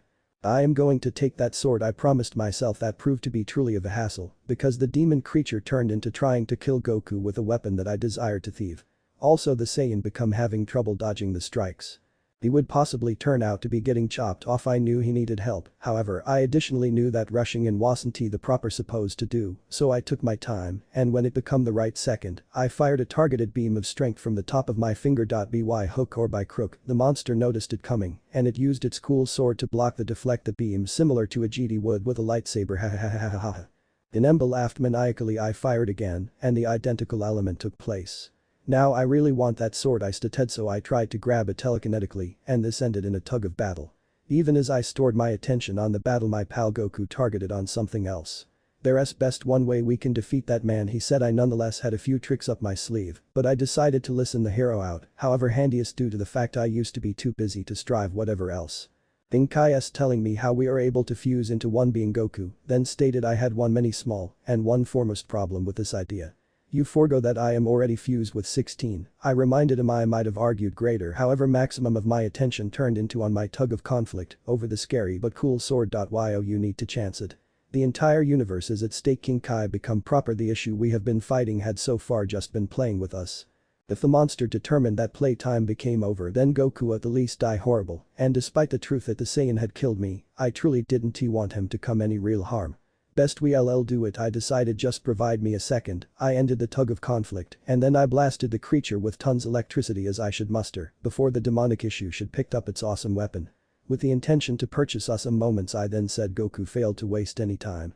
Consistent with King Kai, the fusion technique is used to combine two sturdy warriors to be able to create a good stronger one, the Saiyan explained to me. But we can simplest live fuse for an extended as we can offer electricity, which given our electricity tiers can be a long time.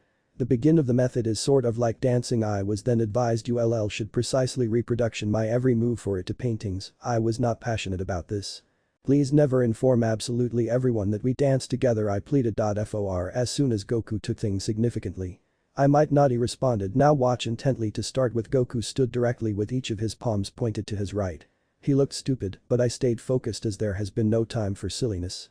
Any moment now the monster could stand up and assault us fortuitously. We had been granted a few greater time as Pikin became up, and whilst there wasn't much threat of him winning the combat, he ought to at least distract the demoic element.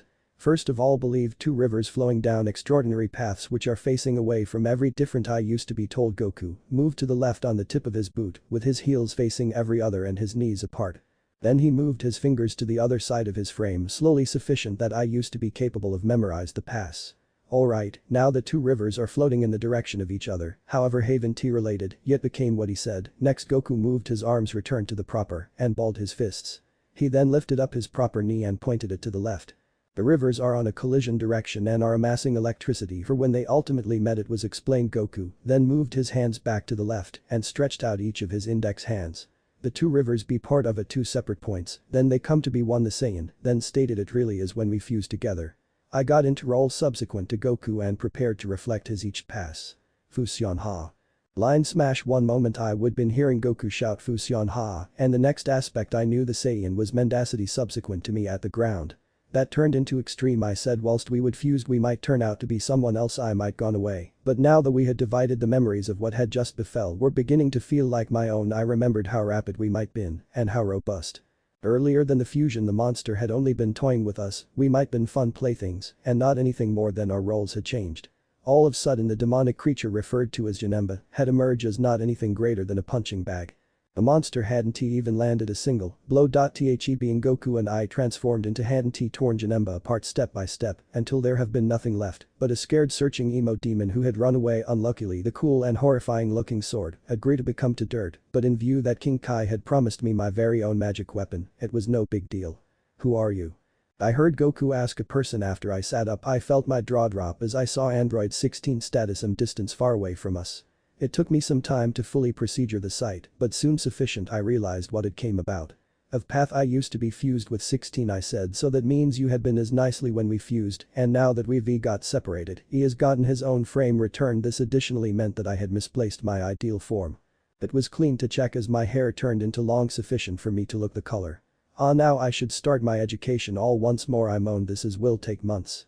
I'd have been greater disenchanted, doubly so for the reason that 16 did have a halo, meaning he was alive, but this changed into overshadowed by means of the reality that my pal has his existence back and that we might save the universe. Everything around us had gone lower, back to everyday. "Hi there buddy." Appearance at the bright side. Goku said, nevertheless got maximum of year with King Kai, so he can train. By the time you're performed you will be simply as strong as had been before. However you may want to work difficult. I just groaned and laid back off once more. I found it hard to believe, but it was true. I had been living in this crazy dimension for more than a year, 2 years in fact if I counted the days spent inside the chamber of time and spirit. In all those months I'd seen some strange things and met some very interesting people. I'd walked on the surface of alien worlds, I'd even been to the afterlife and then back again. I'd also met beings from across the universe and been trained to fight by a god. However, what I saw in the mirror at this moment was a sight far more bizarre. Me in a tux about to get married. It was an idea harder to grasp than anything else I had experienced so far, despite having seen both heaven and hell. Having Android 16 as my best man was nearly as odd, but out of all the people in this world and beyond, he was the being I was closest to. After all, for a while we had technically been the same person, and if we hadn't separated after my fusion with Goku we still would be. "Are you prepared?" asked 16. I checked myself in the mirror again and found that I was at least ready in the sense that I was dressed, and the one good thing about reverse fusing with the android was that my hair wasn't blue anymore. "As I'll ever be," I replied. During my adventures I'd faced many dangerous foes. Cell, Vegeta and Broly, just name a few, yet the idea of fighting them all at once filled with me less fear than getting married. "I am looking forward to the ceremony," 16 told me. That didn't surprise me. While the android didn't have the full range of human emotions, he'd always had a soft spot for 17, 18 and myself. We were in some sense his siblings, since we were all Jiro's handiwork. "I'll be much happier when it's over," I commented while checking the time. "Marriage is fine, it's the wedding that scares me." Then I nervously looked at myself in the mirror yet again. I couldn't help but straighten my tie needlessly, and then I turned to face Yamcha, who was sitting on couch behind me. "Do I look okay?" I asked. At first I'd had no idea why he was here as we weren't that close, but now I was thinking that he was to keep an eye on me and to talk me out of running away should I panic. Plus I didn't exactly have a lot of friends, so I was grateful he was here. "Just comb your hair," the fighter said, "it's still a bit messy at the back." I followed the human-esque instructions, then I looked back into the reflective surface. "How about now?" I inquired. Yamcha smiled. "Much better," he said. Then I started pacing. Which made Yamcha chuckled, and my nervous energy had to be detectable as Krillin entered the room with a look of concern on his face. "Calm down," the short guy urged. "Everything will be okay as long as no one panics." I'd been attempting to do just that, but Krillin seemed nervous about something, so now I was worried that something bad had happened. "Oh no, please don't tell me something's gone wrong," I pleaded. I'd once seen 18 kill a man because the clothes in a store weren't up to her standard. If someone had delivered the wrong flowers then she might level half of Capsule Corporation. "Everything is fine," Krillin assured now. That calmed me down just for a moment. "You mean things weren't fine before?" I asked. I was tempted to put my hand on Krillin's shaved head and read his mind, as I could do that now, but I restrained myself. "There was a slight issue with Little Lapis earlier," the small fighter admitted. "Nothing major, so just relax." Little Lapis was my son. I'd not known that he even existed until I'd been wished back with the Dragon Balls, as I'd been under the impression that Broly had ended that life very early on. The pregnancy had been restored by use of the Dragon Balls on Namek, although not on purpose, it had been a happy accident. 18 had decided not to tell me because there had been nothing I could do help her while I was dead, and it would have been worse for me knowing that I had a kid I couldn't see on a regular basis.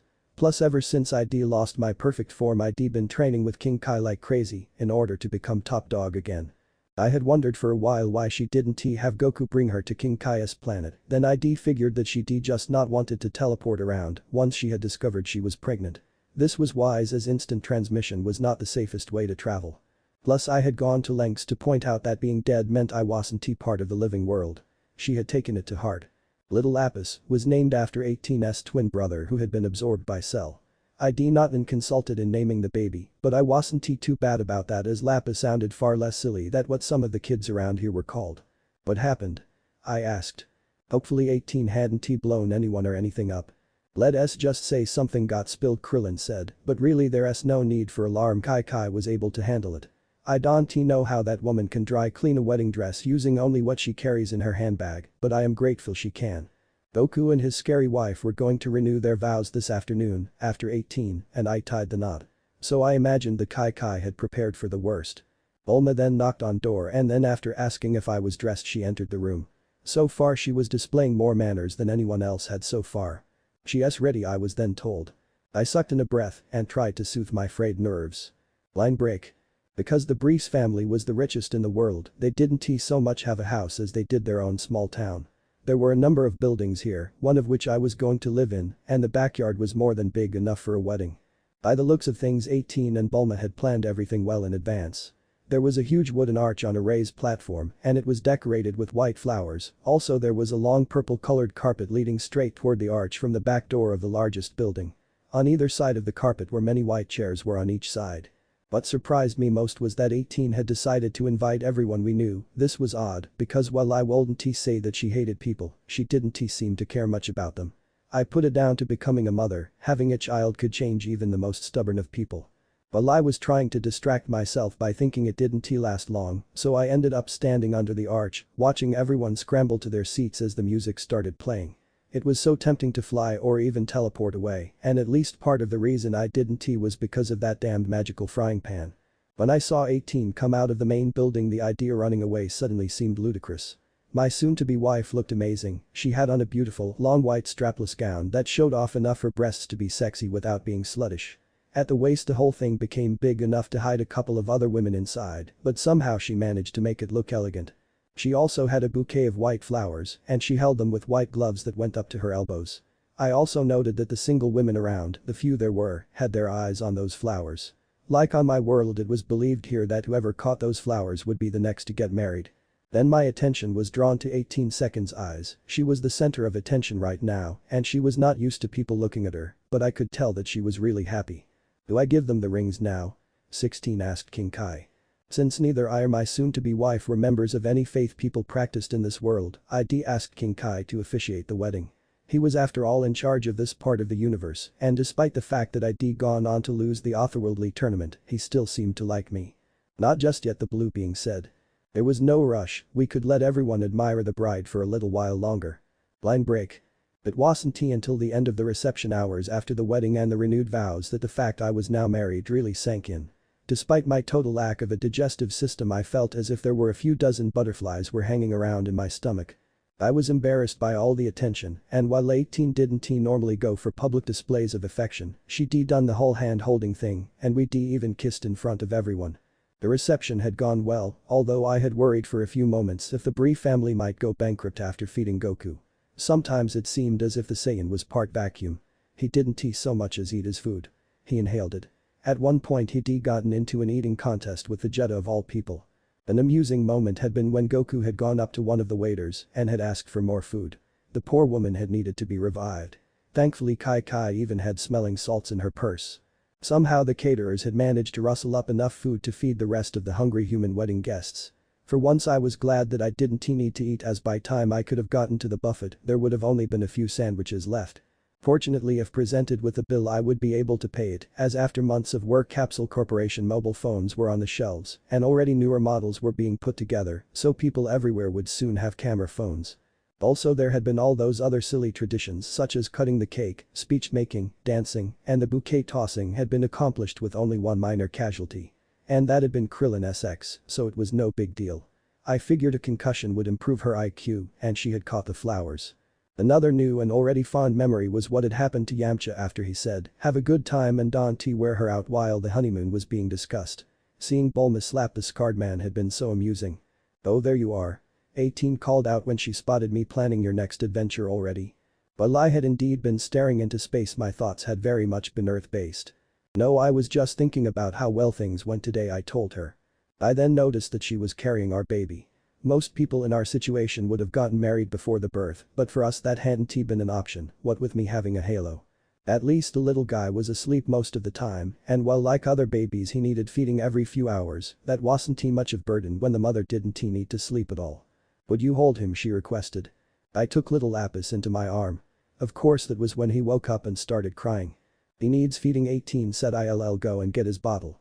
I can breastfeed in this dress." It took two people just to get me into it. As my wife raced off, I took a moment to check out the back of her dress, and given the complex way it was all tied up, I believed her about needing help to put it on. "So you stop crying as soon as she's gone," I then said to little Lapis. "I bet you just wanted her fuss over you." Given that 18 wasn't the most affectionate person on the planet, it would understandable to think that she wouldn't dote on anyone, but as it turned out came to our son, she was as very loving. I figured that he'd been in preschool before I got any real attention from my new spouse. I was already jealous. "And as for the breastfeeding," I then said, "they're yours for now, but I will take them back. Be warned." Little Lapis just started up into the sky, and very soon I found out why. There was a shooting star going right over our heads, and by the looks of things it was going to land down on the beach. In fact, it did, as there was a boom, and just before it hit I saw it clearly enough to discover that it wasn't a lump of rock, it was actually a sphere made out of metal. I reached out with my Kai senses, and I detected a very high power level, and I was sure it wasn't human or even Saiyan. By the time 18 got back, several of Earth's defenders were flying overhead, and I felt a strong desire to go join them. "You should go," urged my wife, "they might need your help." I hesitated for a moment, but not for long, as I could tell that she had really meant what she had just said, so I kissed both members of my small family, and then I took the sky. It was time to do what I did best. Which was to kick some ass. The end. Thanks for watching.